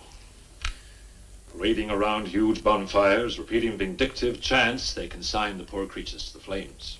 The tortured souls cried out in agony as the flames mounted higher and higher. Burn, witch, burn, witch, burn, burn, burn. Dig that crazy beat. Shh. That will be all for today. Tomorrow will be my concluding lecture on the history of witchcraft in 17th century New England. I shall bring along some illustrations which I'm sure will interest you all. I'll bring the matches. Maitland! Since you chose to attend these lectures, I had hoped that it was in a spirit of scientific curiosity about the subject. That'll be all. Bill, how could you? He takes it all so darn seriously. He's got you all hypnotized. Oh, Miss Barlow. Yes, Professor. Can I see you for a moment, please? What about our date? I'll meet Look, I'll wait for you outside. Huh? Yes, Professor. Rather a difficult young man, that. I fear that you are more of an attraction to him than my poor efforts. However, I've been reading through your papers, Miss Barlow. They show a very sound appreciation of the subject. I want to go to New England to do my senior paper. Mm-hmm. They're really quite good, you know. Well, I'm not quite satisfied. I feel I need some first-hand research. I want to get the atmosphere. Find out how widespread witchcraft really was, what the witches were really like. Well, that might take a little time, you know. Well, I have the time. My brother and I were going to spend our vacation with our cousins. What I'd really like to do is to get a room in the smallest, oldest town in New England I can find. Check through all the town hall records, recheck the libraries, talk to the Puritan descendants, make a really thorough investigation. Your brother is a professor of science, Miss Barlow. I hardly think he'd be very interested in the history of witchcraft. Then I'd go alone. You don't think he'd object to that? You leave Richard to me. He's picking me up here for lunch. What, Bill? Professor Barlow. Nan here? Yeah, she's in there with him. Well, I don't like her getting mixed up in this witchcraft business. Why not? It's only part of a history course. Professor Barlow. Before you go in there, could I have a word with you? Sure. Well, it's about Nan and me. Oh. If you're really serious about this, I happen to know of a town in New England. As a matter of fact, it's the identical place where the events occurred that I mentioned in today's lecture, Whitewood. It's quite a small place. It's a little bit off the beaten track, so maybe these directions will help you. Thank you. I think you might very well find what you're looking for there. I happen to know the woman who owns the inn at Whitewood. Her name is Newless, Mrs. Newless. So you just tell her I sent you. Raven's Inn, Whitewood. What's Whitewood? Now, Dick, don't be too upset, but I'm going to change my plans for the vacation. Change your plans? Yes. Going to a place called Whitewood for a week or so to do some research. Who are you? And what about Cousin Sue? Well, she's expecting you for a birthday party on the 17th. She'll never forget. I can still easily make it by then. This is important. My term paper's got to be good. It could mean a scholarship. And I've made all the arrangements. Come on, Dick. You'll have a good time without me. My mind's made up. I'm going to Whitewood. But surely any good encyclopedia will give you all the nonsense you want to know about witchcraft. Witchcraft is not nonsense, Barlow. I'm sorry, Driscoll. Witchcraft, black magic, sorcery. To me, it's nothing but fairy tale mumbo-jumbo. I'm a scientist, Driscoll.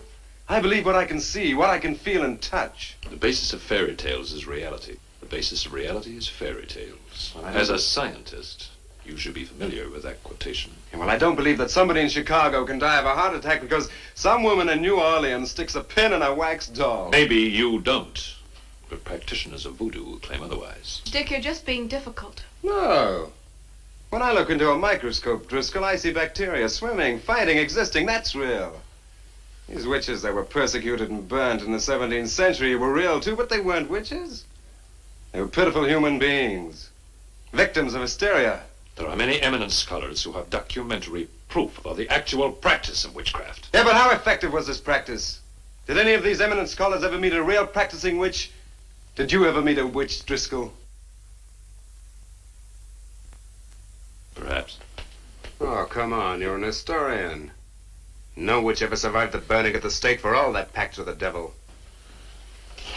In 1692, Elizabeth Selwyn went to the stake. She was buried in a churchyard in New England. And yet 3 years later... Yeah? 3 years later, a new wave of blood sacrifices broke out in the village that had condemned her. The daughters of the elders who had condemned her were themselves found murdered with every last drop of blood drained from their bodies. And afterwards, people came forward to testify that they had actually seen Elizabeth Selwyn. Oh, stop. This would be more effective at midnight with howling winds and crashing thunder, and even then it wouldn't frighten anyone. Dick, I'm sorry, Professor Driscoll. That's all right, Miss Barlow. You won't be the first person to have scoffed at the subject. Honey, when you get to, where is it? Whitewood. Ah, yes, Whitewood. Well, send me a picture postcard of a witch. If possible, autographed. Now, let's have some lunch, eh? I'm sorry, I have a date.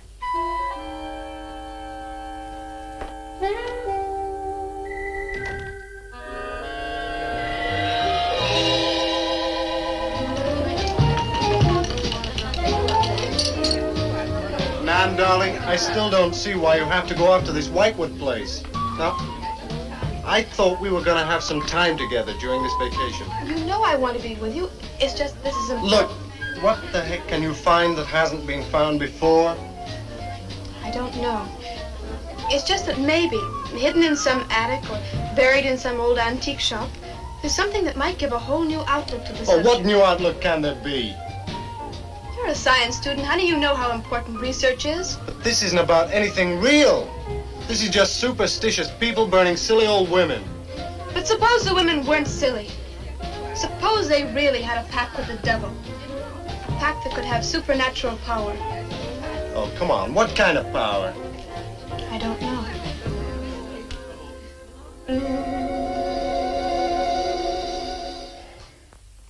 Look, it's no use, Bill. We've both tried our hardest to talk her out of going. Do you really think she will find anything worthwhile? Well, I think we have to respect her desire to find something new, even if we don't agree with the subject. Agree with it? I've never heard so much nonsense as that guy Driscoll talks in all my life. Well, here I am, all packed. Oh, I suppose there's nothing I can say will stop you from going, huh? Yeah, well, I'll put this in the car.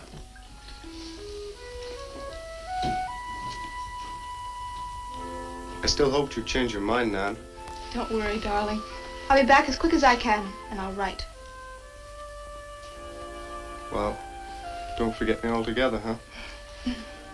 I won't. Give Sue my love, and don't forget we have a date at her party. Goodbye, darling.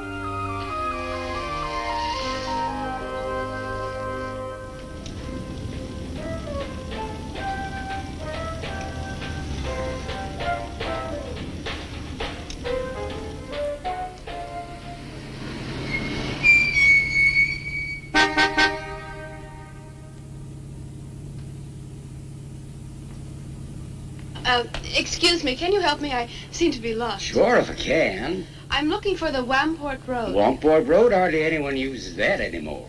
Well, my friend gave me the directions. Take Road 28A, turn onto the Wamport Road, bear left at the fork through to Whitewood. Whitewood? Am I that far away? No, ma'am, not far. Not many God-fearing folks visit Whitewood nowadays. If I were you, I'd...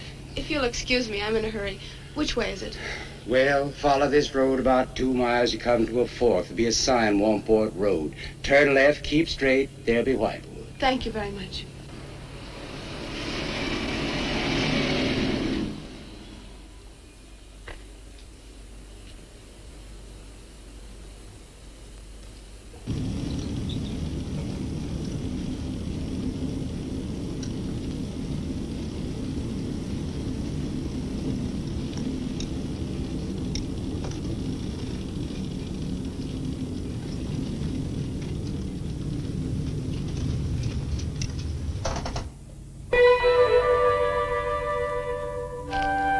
Does that sign say Wamport Road?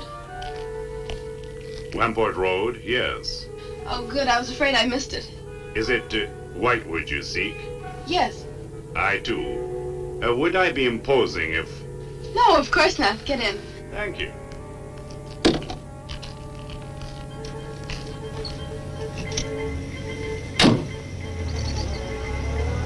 I think the Highway Commission would do something about these roads. Watch out, here comes another bump. What is your mission in Whitewood? Mission? Well, I'm going there to do some research on witchcraft. Professor Driscoll gave us some very interesting lectures on the subject, and I'm going there to get some original source material. Do you know Whitewood? I've known it for many years. Do you go there often? Fairly often. Oh, then you must know the Raven's Inn. I shall be resting there. Oh, so shall I.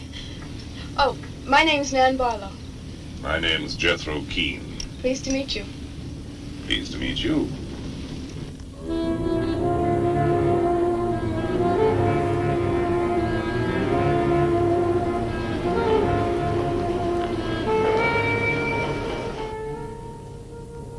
Just like a picture out of a history book.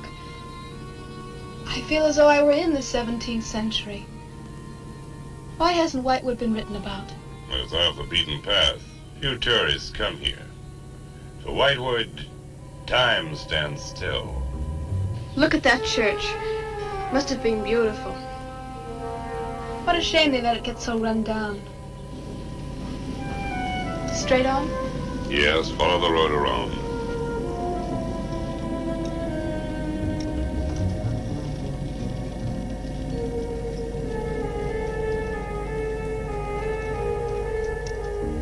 Ah, there it is.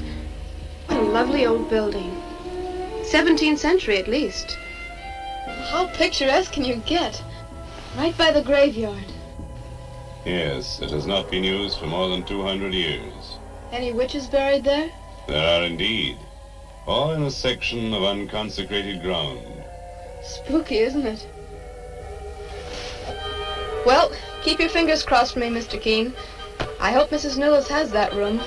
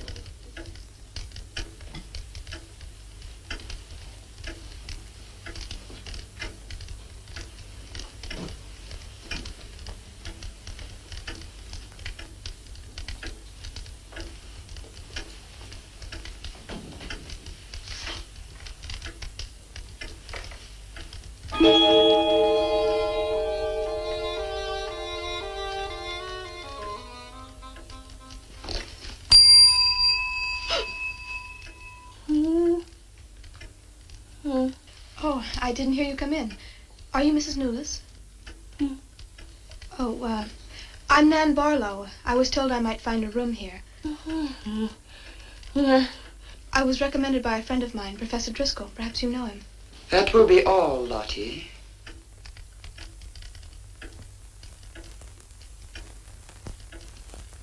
Sorry to keep you waiting. Unfortunately, Lottie cannot talk. I've often told her not to answer the bell.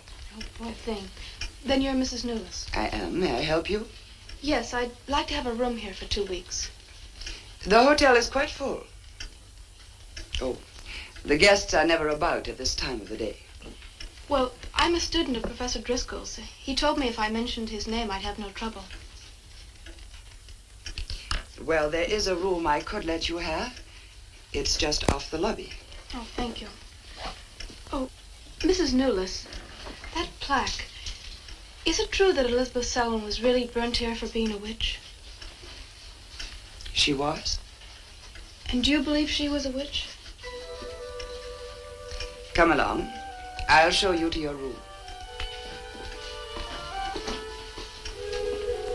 I hope you will be comfortable.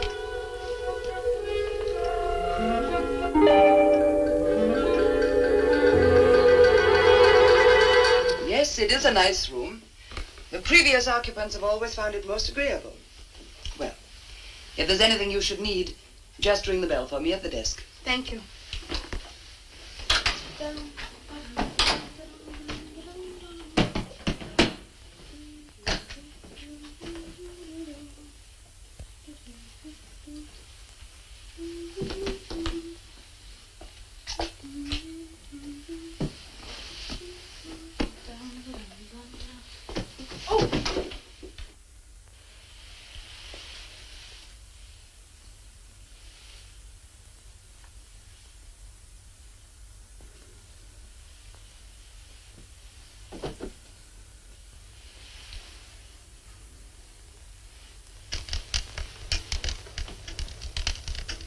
It's been so many months. I've counted the days to this holiday. So have the others. It wasn't easy for some of my guests to get here. Many had to travel vast distances. I was lucky. The last few miles were enchanting. Miss Barlow is very good company. You must be tired, Jethro. Your room is ready. And the festivities. I am prepared.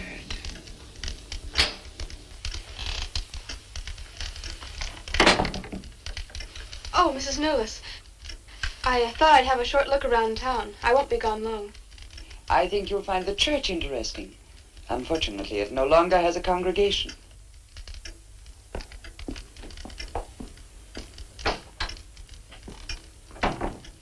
He will be pleased.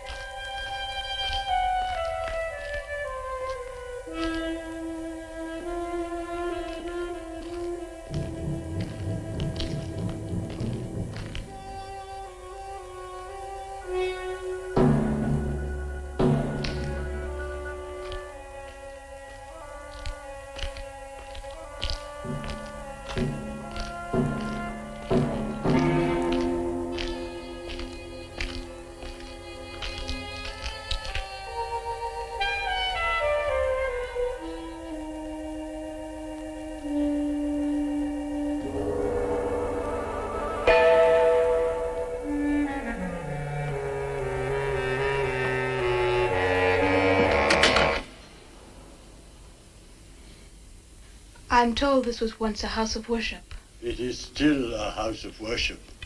I am the reverend of this church. As long as the breath of life is within me, this house shall remain God's house. Must have been a beautiful building. To me, it is still beautiful. I'm sorry. What a shame the people have let it fall into such a state. Strangers rarely come to Whitewood. Who are you? I'm Nan Barlow. I'm staying at the Raven's Inn. Why have you come to Whitewood? Well, because I'm interested in witchcraft. Young woman, leave Whitewood. Leave Whitewood tonight. For 300 years, the devil has hovered over this city, made it his own. The people in it are his. Evil has triumphed over good here. Look at my church. I have no parish. No one worships here. His is the power. What power? Leave Whitewood. Leave Whitewood tonight. I beg of you. What power? Leave before it is too late.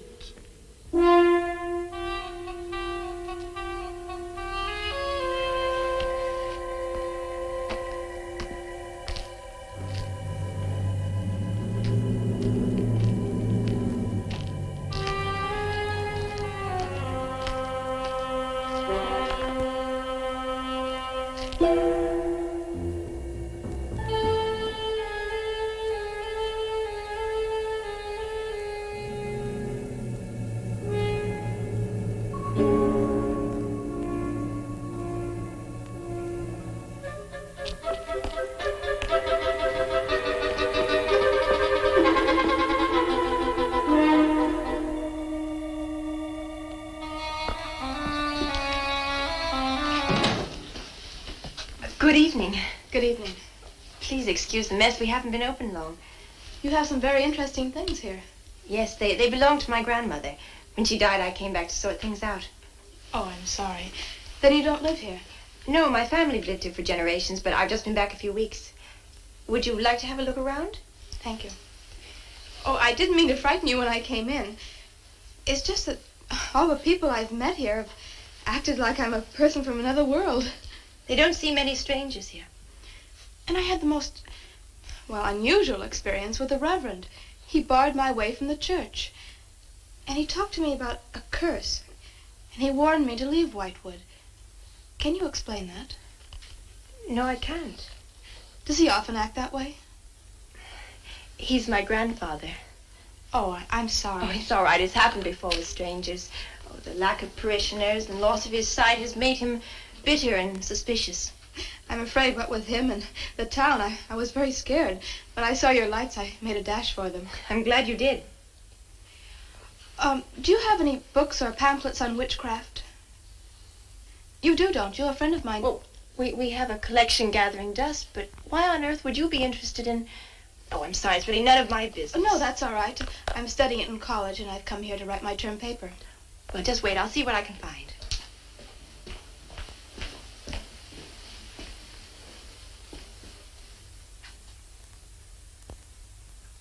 That's Elizabeth Selwyn, burned as a witch, March 3rd, 1692. Yes, I know. I saw the plaque in the lobby of the hotel. You're staying at the Raven's Inn? Yes. It was recommended to me by a friend of mine, Professor Driscoll. Alan Driscoll? Yes, do you know him? No, but my grandfather speaks of him. His family come from here. Oh, I didn't know that. Here, I think this will do for a start. What a lovely locket. May I see it? I believe it's quite old. It is. You're very lucky. I'm even more lucky to have found this. A treatise on devil worship in New England. This must be a very rare book. I'm afraid I couldn't afford to buy it. You can borrow it, if you like. Oh, could I? That would be wonderful. I promise I'll bring it back in a few days. You're very welcome, Miss, Barlow. Nan Barlow. Nan Barlow. Thank you very much. Good night. Good night.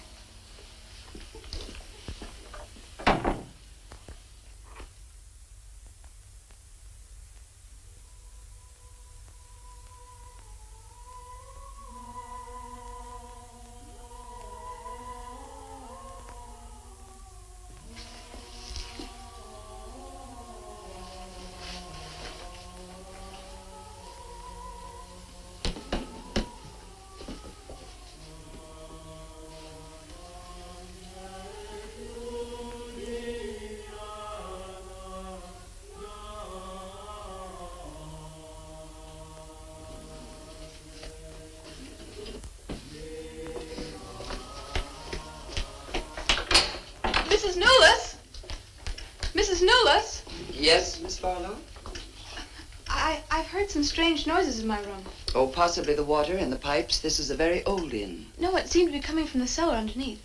I hardly think so, Miss Barlow. The cellars do not extend beneath your room. Then why is there a trapdoor in the floor? The ground was filled in many years ago to strengthen the foundations of the building. But I'm sure Well, if you insist, I will come and see.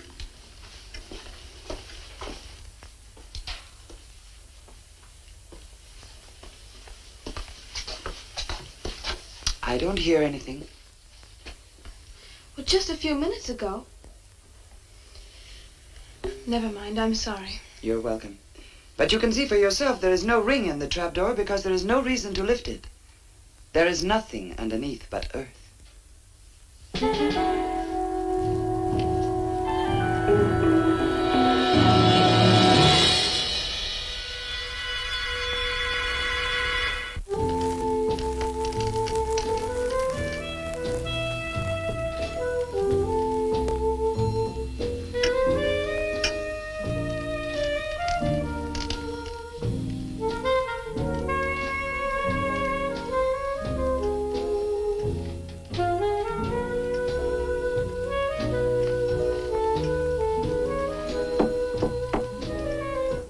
Come in. Oh, hello, Lottie. Come in. Oh, I don't need any more towels. I haven't used mine, and they're quite clean.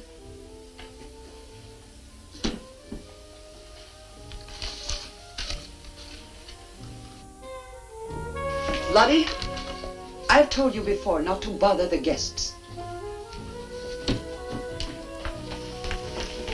Miss Barlow, I thought you might care to join the others. I will as soon as I finish my notes. I'll put some clothes on and join them. A treatise on devil worship in New England. Well, do you find this interesting? Why, it's fascinating. The things I've learned. I bet you don't know the half of it. And you live right here on a spot where the witches were actually burnt. Listen to this. On Candlemas Eve, February 1st, in the year 1692, a coven of witches, a coven that's 13, some men, some women, whose power came from the devil, gathered beneath the Raven's Inn to perform a black mass in the honor of Lucifer.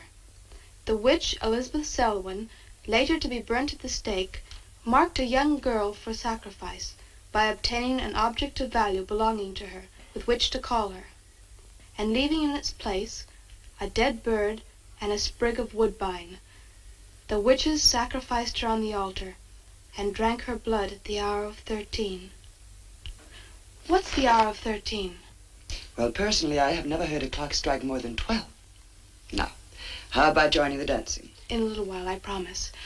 Oh, by the way, I seem to have misplaced my locket. I remember having it in my room, and now it's disappeared. Oh, I'm sorry. I'll ask Lottie. Well, I'm not saying it was stolen. It's just, I remember having it on the dresser, and now it's gone. I would appreciate it. Of course. I'll look into it immediately.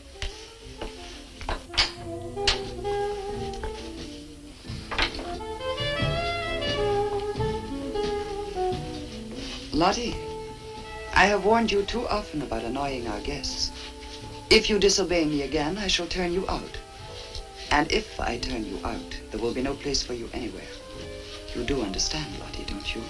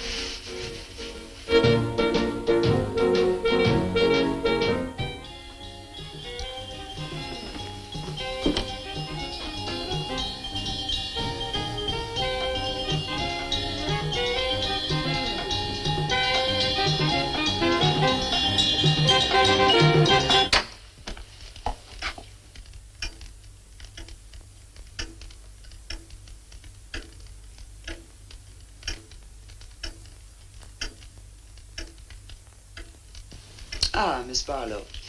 I'm afraid Lottie is nowhere to be found, but I will inquire about your locket first thing in the morning. Oh, thank you. Where is everybody? Most of the other guests have gone to services. Services on the 1st of February? Candlemas Eve.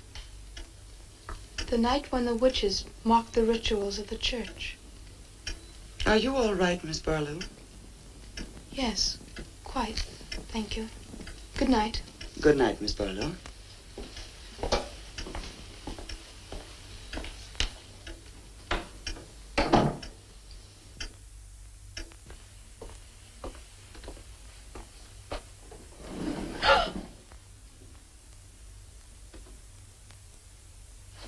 Mrs. Nolas! Mrs. Nolas! Mrs. Nolas!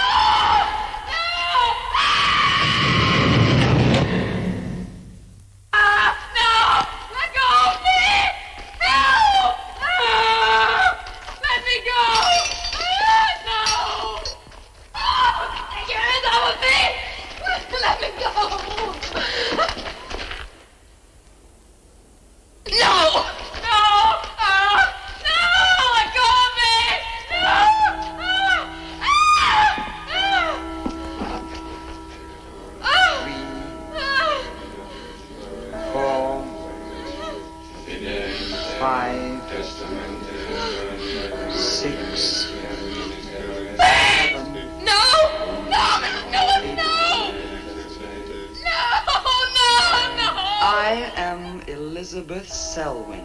No, no! 11. No! Let go of me! Let 12. go!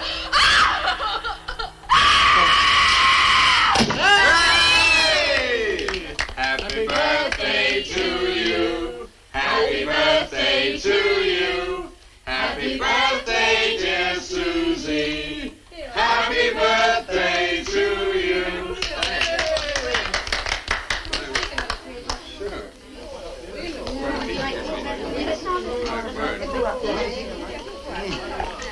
Yummy. Delicious. Dick, have you got any idea what's happened to Nan? sure she'll show up. She probably met a good-looking he-witch and is bringing him along to the party, only that broomstick blew a gasket. Well, it's not like Nan to be late for anything. Aren't you a bit worried about her? Oh, she'll be here. I'm sure she'll make it. Oh, it's probably here now. You answer the door, and I'm going to put a record on for some dancing. All right.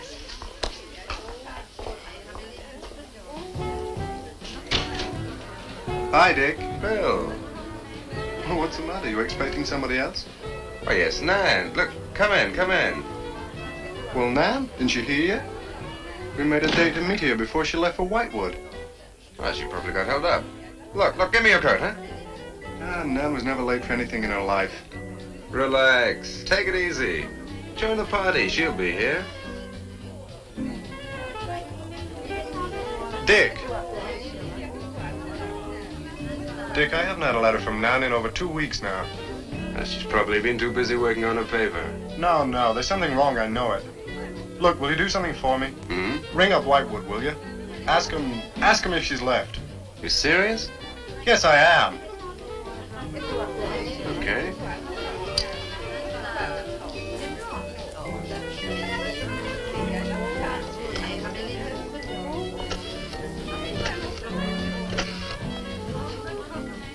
On a long distance, I'd like to speak with Miss Nan Barlow at the Raven's Inn, Whitewood. No, I don't know the phone number. What? Didn't she give you the phone number? I know, but that's my sister.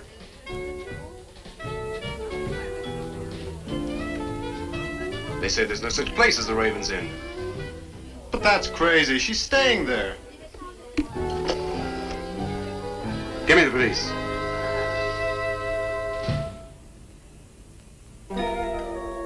She left in such a hurry, she must have forgotten to return it to you, Miss Russell.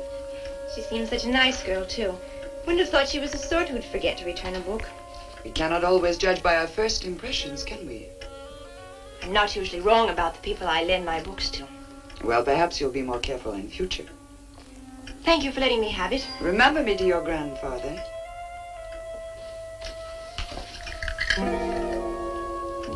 Lottie, get out of the way, you clumsy creature.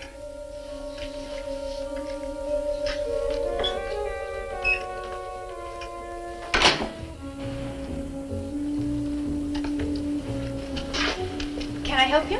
Yes, we're from the sheriff's office. We had a call this evening. A missing persons report from some college kid named Nan Barlow. The party calling said that her last known whereabouts was the Raven's Inn. And Barlow, that's strange. Yes, I met her. When did you last see her? About 2 weeks ago. She came to my shop and borrowed this book. It's quite valuable, and so not hearing from her, I decided to come and get it. Mrs. Newless had it. May I? Yes. Our treatise on devil worship. I must put this in the report. Peculiar things some of these college kids do nowadays. Well, thanks for your help. Come on, Charlie.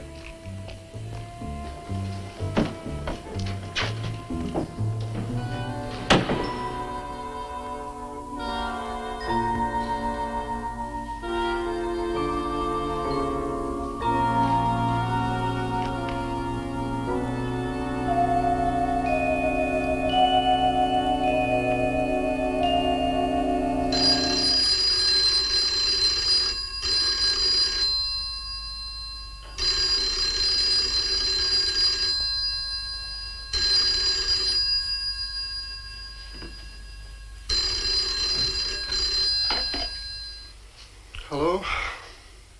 Yeah?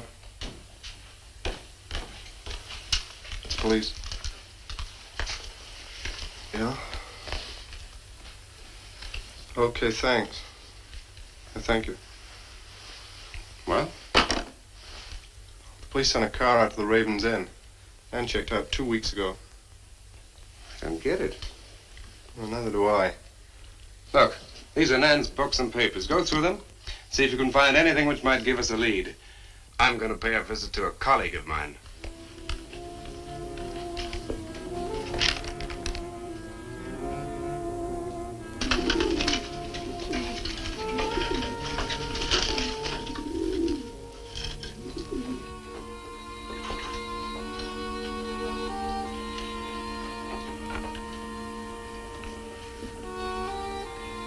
O Lord of light, accept this sacrifice.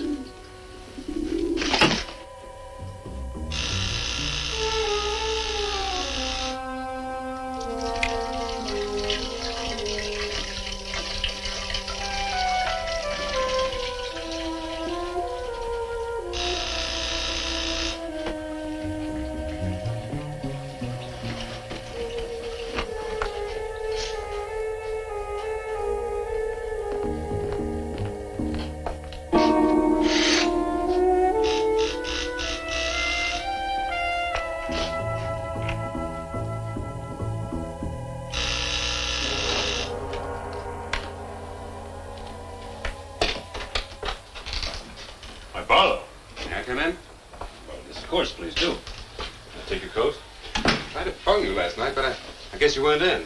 No, I wasn't. Would you care to go in the study? Sit yourself down. Thanks. You take a drink? Ryan soda. Ice, please. So what's on your mind? A man's missing. And she has been since the day after she arrived at Whitewood. Really? You quite sure? That's what the police said. What are they doing about it? Carrying out a routine check. I don't suppose they can do much more until they've got something definite to go on. Well, I would have thought there was a very great deal more they could do. What? As far as they're concerned, she disappeared 2 weeks ago and no one in the village seems to know anything about it. What did you come see me for? I thought you might have some ideas. Why did you send her to Whitewood? Because it was the best place for her research. And you suggested she stay at the Raven's Inn. Sure, it's the only inn there is. With an unlisted phone number? The inn has its own clientele, Barlow. It doesn't need to advertise. How do you know it so well? Because I was born in Whitewood. I see. And you'd have every reason to believe she'd be perfectly safe in going there. I have no reason to suppose that she wouldn't be. Nan struck me as being perfectly capable of taking care of herself. Yeah, I grant you that, but why hasn't she come back or let us know? Look, Barlow, I can understand your anxiety, but I'm quite sure there's nothing for you to worry about. Nothing at all. She's probably got absorbed in the subject and gone off someplace. I wish that all my class had her application. Yeah, well, I'm going to find out where this application led her. I'm going to retrace every step Nan took. I'm either going to find Nan or know what happened to her.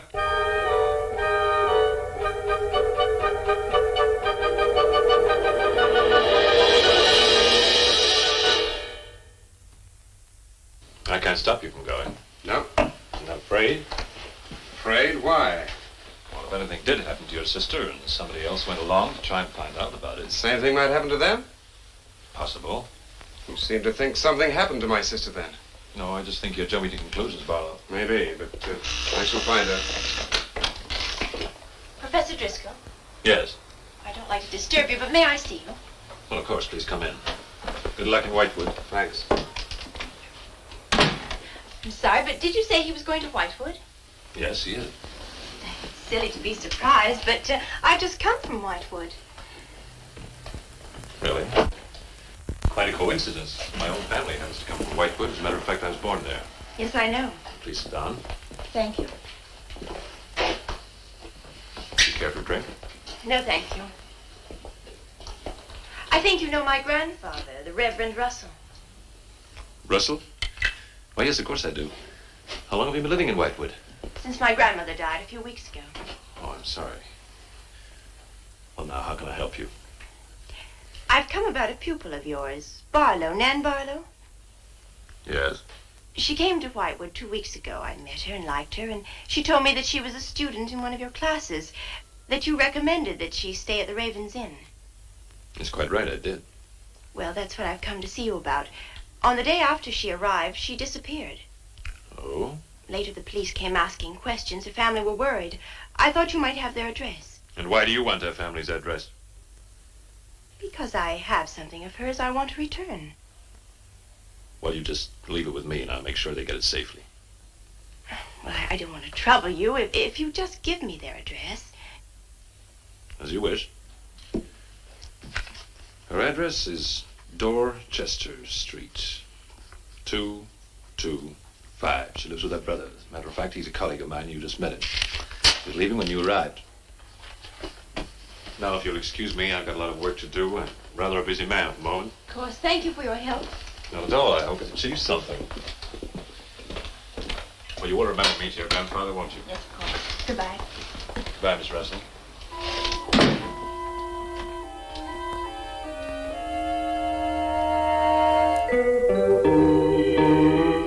Yeah, it's Nan's locket, all right.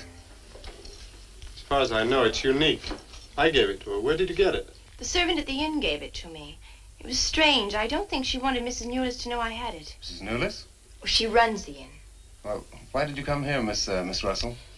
I found this. It's Professor Driscoll's notepaper. I found it in the pages of a book I lent your sister on her first evening in Whitewood. When she didn't return it, I went to the hotel. What was the book? An old book. Book about witchcraft. Do you believe in it, Miss Russell? I don't know. Sometimes I almost think I live with it. Live with it? It's an obsession of my grandfather's. Up till now, I didn't take him very seriously. He's an old man. But now I'm beginning to wonder if what he says isn't true. What does he say? That there's something evil about the village. That on certain nights, the inhabitants leave the streets, close their doors, and stay behind them.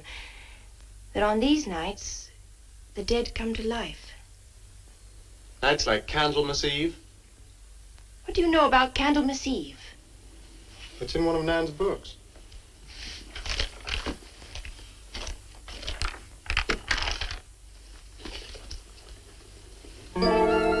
I don't believe it. Things like this don't happen today. In Whitewood, I wonder. I'm going to Whitewood tomorrow after classes. I can give you a lift. Thank you, but I must get back. I can't leave my grandfather alone. He's blind. May I come and see you when I arrive? I'd like to have a talk with him. Please do. It's the house next to the church. Goodbye. Bye. I'll see you to the door.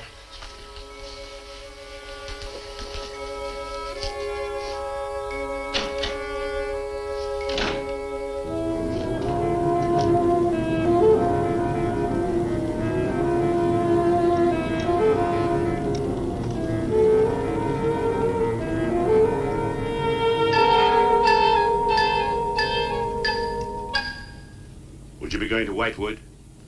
Yes. Would you take me along with you? It's a dark night for walking.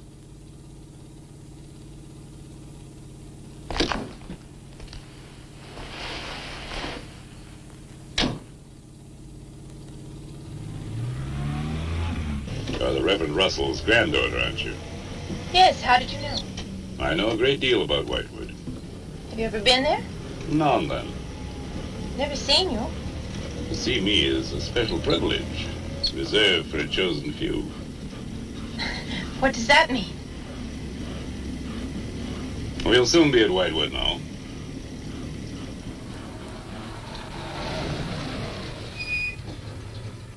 This is as far as I go. You will.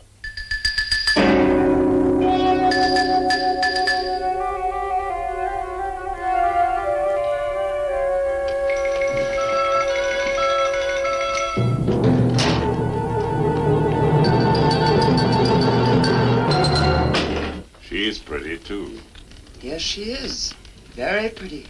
A living descendant of those who were cursed. It somehow seems to make it better.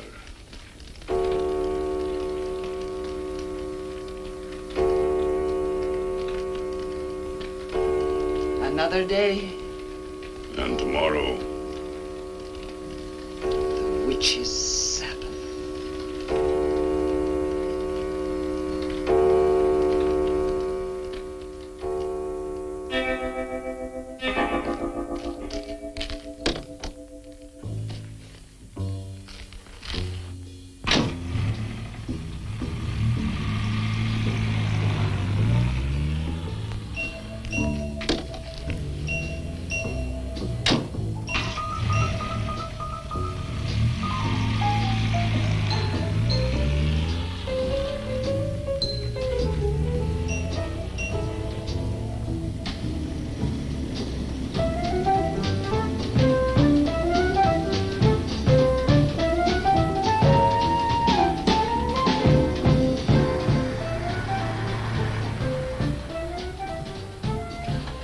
Which way to Wamport Road? Straight ahead. Fork in the road. You see a sign. Turn left. You heading for Whitewood? I am. Many people head this way? Not many. Is this the only way in and out of the town? Misdirection, yep. You wouldn't remember by any chance a pretty girl in a convertible about a month ago? Barlow girl. Read about her in the papers. Never seen her again. Told the police. Thanks.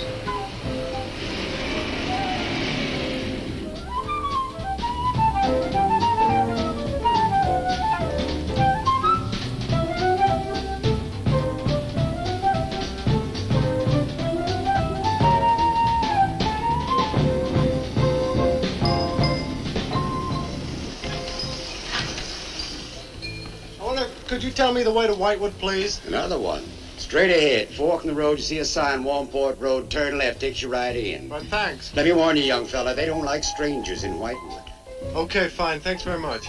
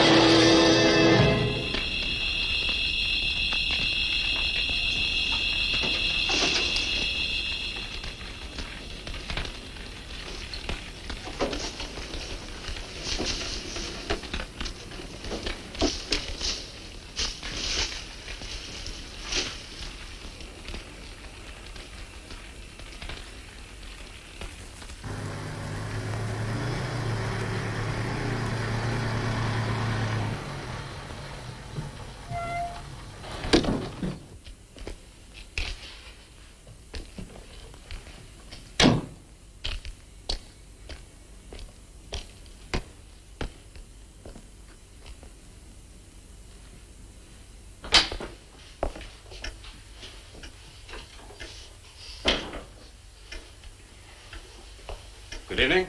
Good evening. I'd like a room, please. The inn is closing. I'll only be here a few days. But the inn is closing. When? In 2 days. Well, if you don't mind, I'd like to stay until then. If you insist. Could I have the same room my sister had? Still available, isn't it? Yes, it's available. Mrs. Otis, you told the police that my sister checked out. You are mistaken, Mr. Barlow. I told them that on the morning of February 2nd, I went to her room and found it empty, her bed not slept in, her luggage and car gone, and her bill unpaid. Well, you can put the charges on mine. When was the last time you saw her? On the evening of February 1st. It was shortly before midnight. She'd been in the lobby here dancing with some of the guests. She seemed to be enjoying herself. Did any particular guest pay a special attention to her? And not that I noticed. Your sister kept very much to herself. You know why she came to Whitewood? It is not my habit to inquire into people's private business. Would the fact that she was investigating witchcraft have antagonized anyone in the village? Hardly. There have been other students here, you know. Besides, your sister was a very agreeable and likable young woman. Well, have you any idea where she might have gone? None. Thank you. Now, may I see the room? As you wish. It is this way.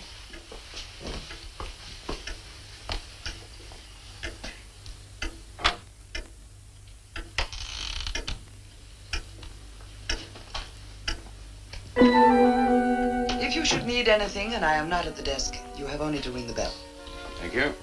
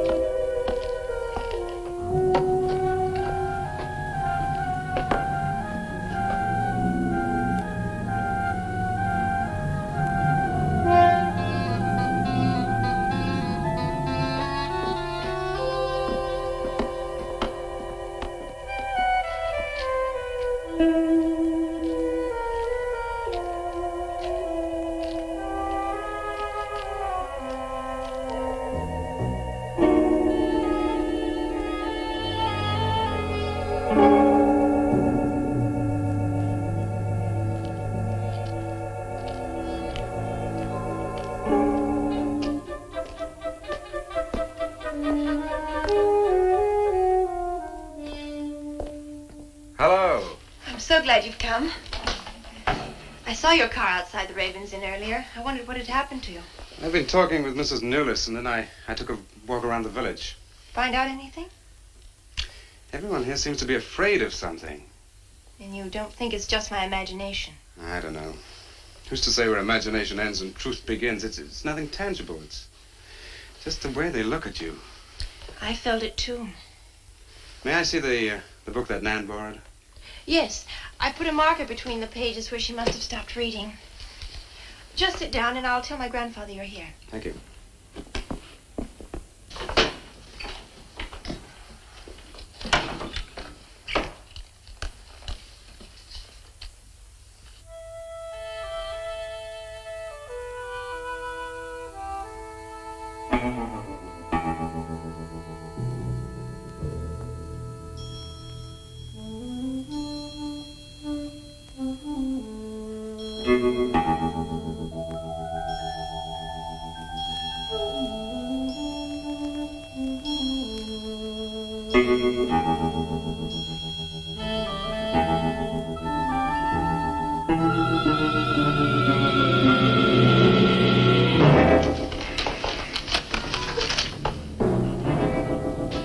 I warned you, Lottie.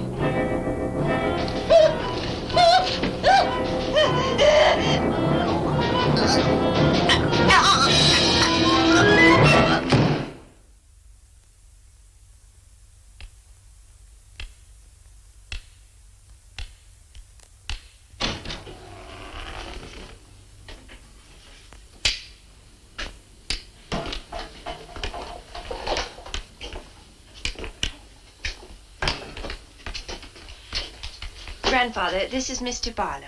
How do you do, sir? God be with you. Shall we sit where we'll be more comfortable? Here's your chair, Grandfather. You must be tired. I am really tired. I have little strength left these days for the fight.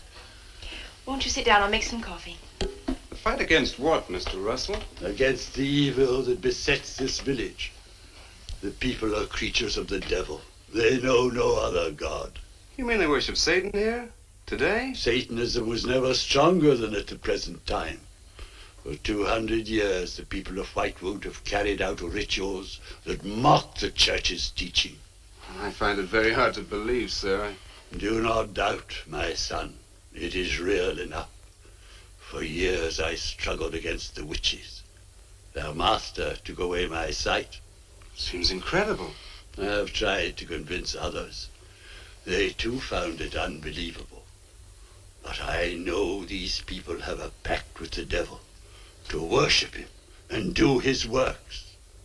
In return, he gives them eternal life. Eternal life? Aye. And to seal this bargain, they must sacrifice a young girl on 2 nights of the year. When are these nights, sir? Candlemas Eve and the witch's Sabbath. Candlemas Eve, that's February the 1st. And when is the witch's Sabbath? Tonight. Now you know why I came to see you. I had no idea it was so late. May I have a rain check on the coffee? I'd like to have a few words with Miss Newless again. Of course. Good night, sir. Good night. I'll see you to the door. God be with us. Oh, Miss Russell, do you think that Nan's disappearance is connected in some way with these witches' ceremonies? Yes. Well, I'd like to come back later if I may. Please do. And my name is Pat. Oh, mine's Richard. I think I feel better now you're here. Well, I'm going to stay until I find out what's happened to Nan. Take care.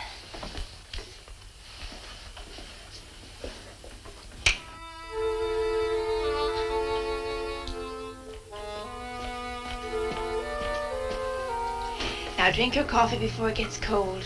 You must not see that young man again tonight. Why not? The devil comes in many disguises. I'll get you a spoon. Grandfather, there's a bird in the drawer. It's got an arrow through it. Go and look on the front door.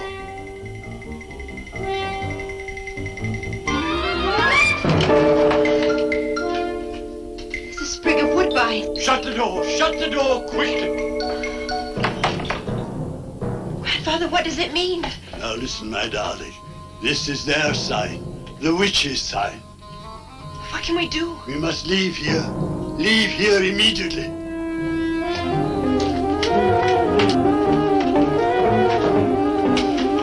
Stop the car.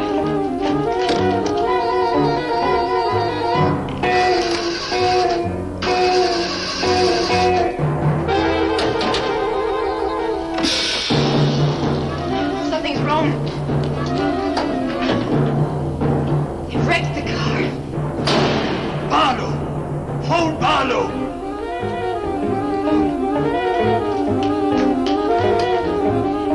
Hello? Hello? Hello, I want the Ravens Inn.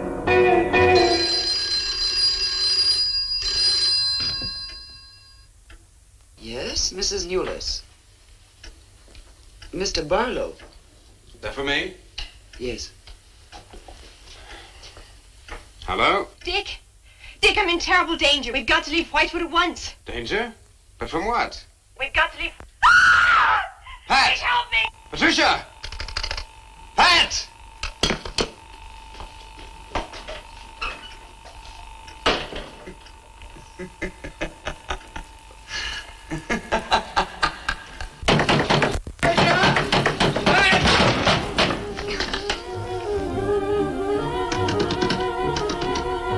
Pat! Patricia! Mr. Russell, are you there?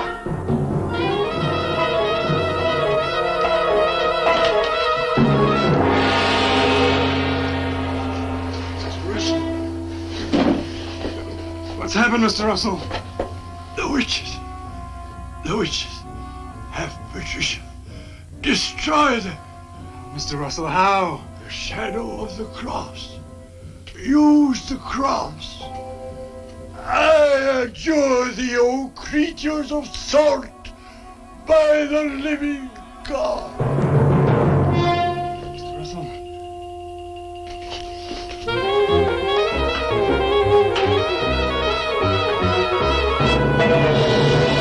Maitland! Maitland, what's happened?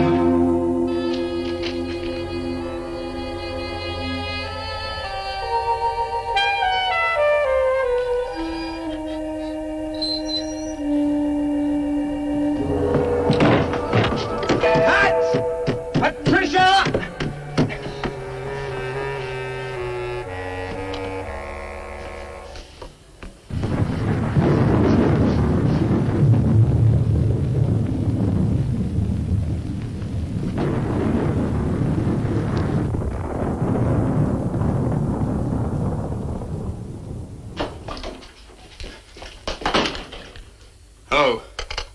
Hello, operator?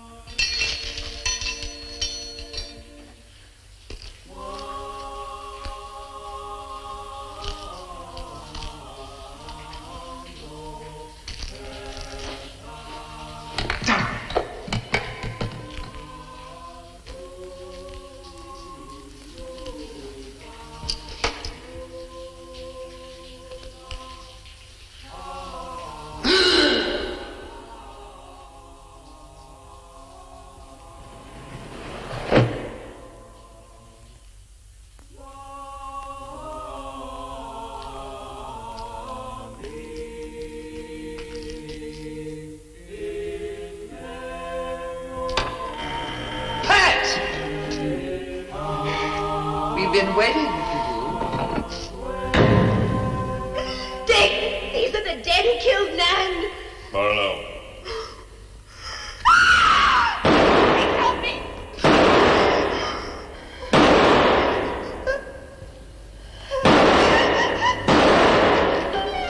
Come on, Pat, quick!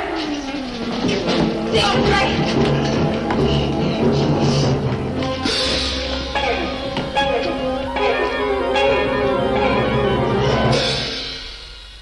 Dick!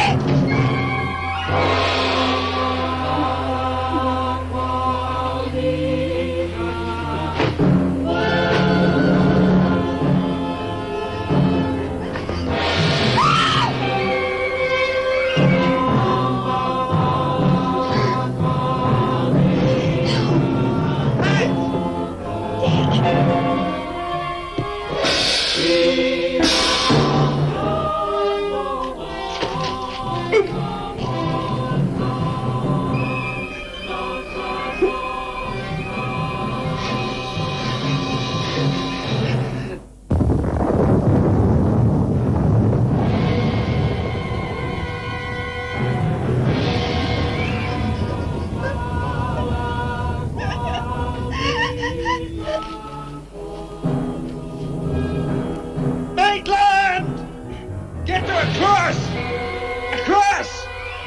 Shadow of a cross!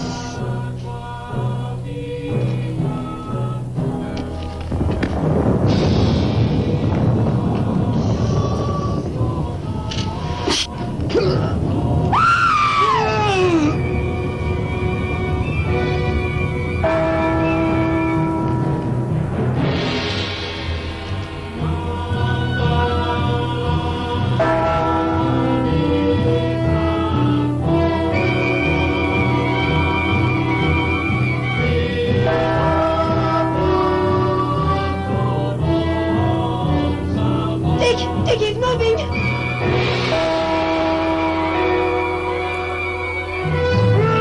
Lift the cross!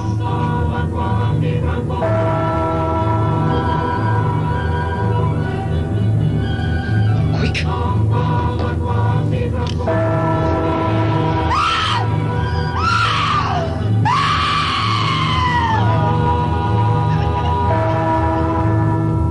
British folks, I adjure thee by the living God!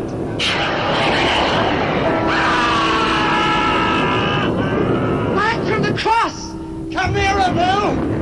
Get the shadow of them! It comes nearer. Not fail. We must finish the sacrifice. Dick, Dead! Wait. Wait for the hour of 13.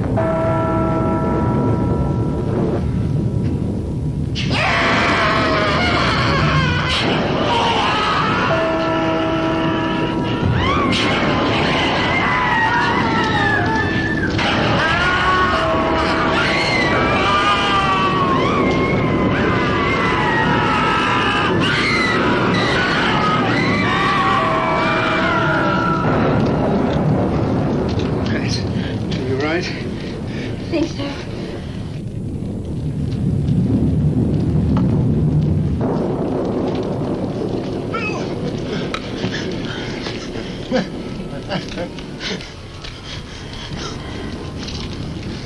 Get a score to settle with Mrs. Lewis.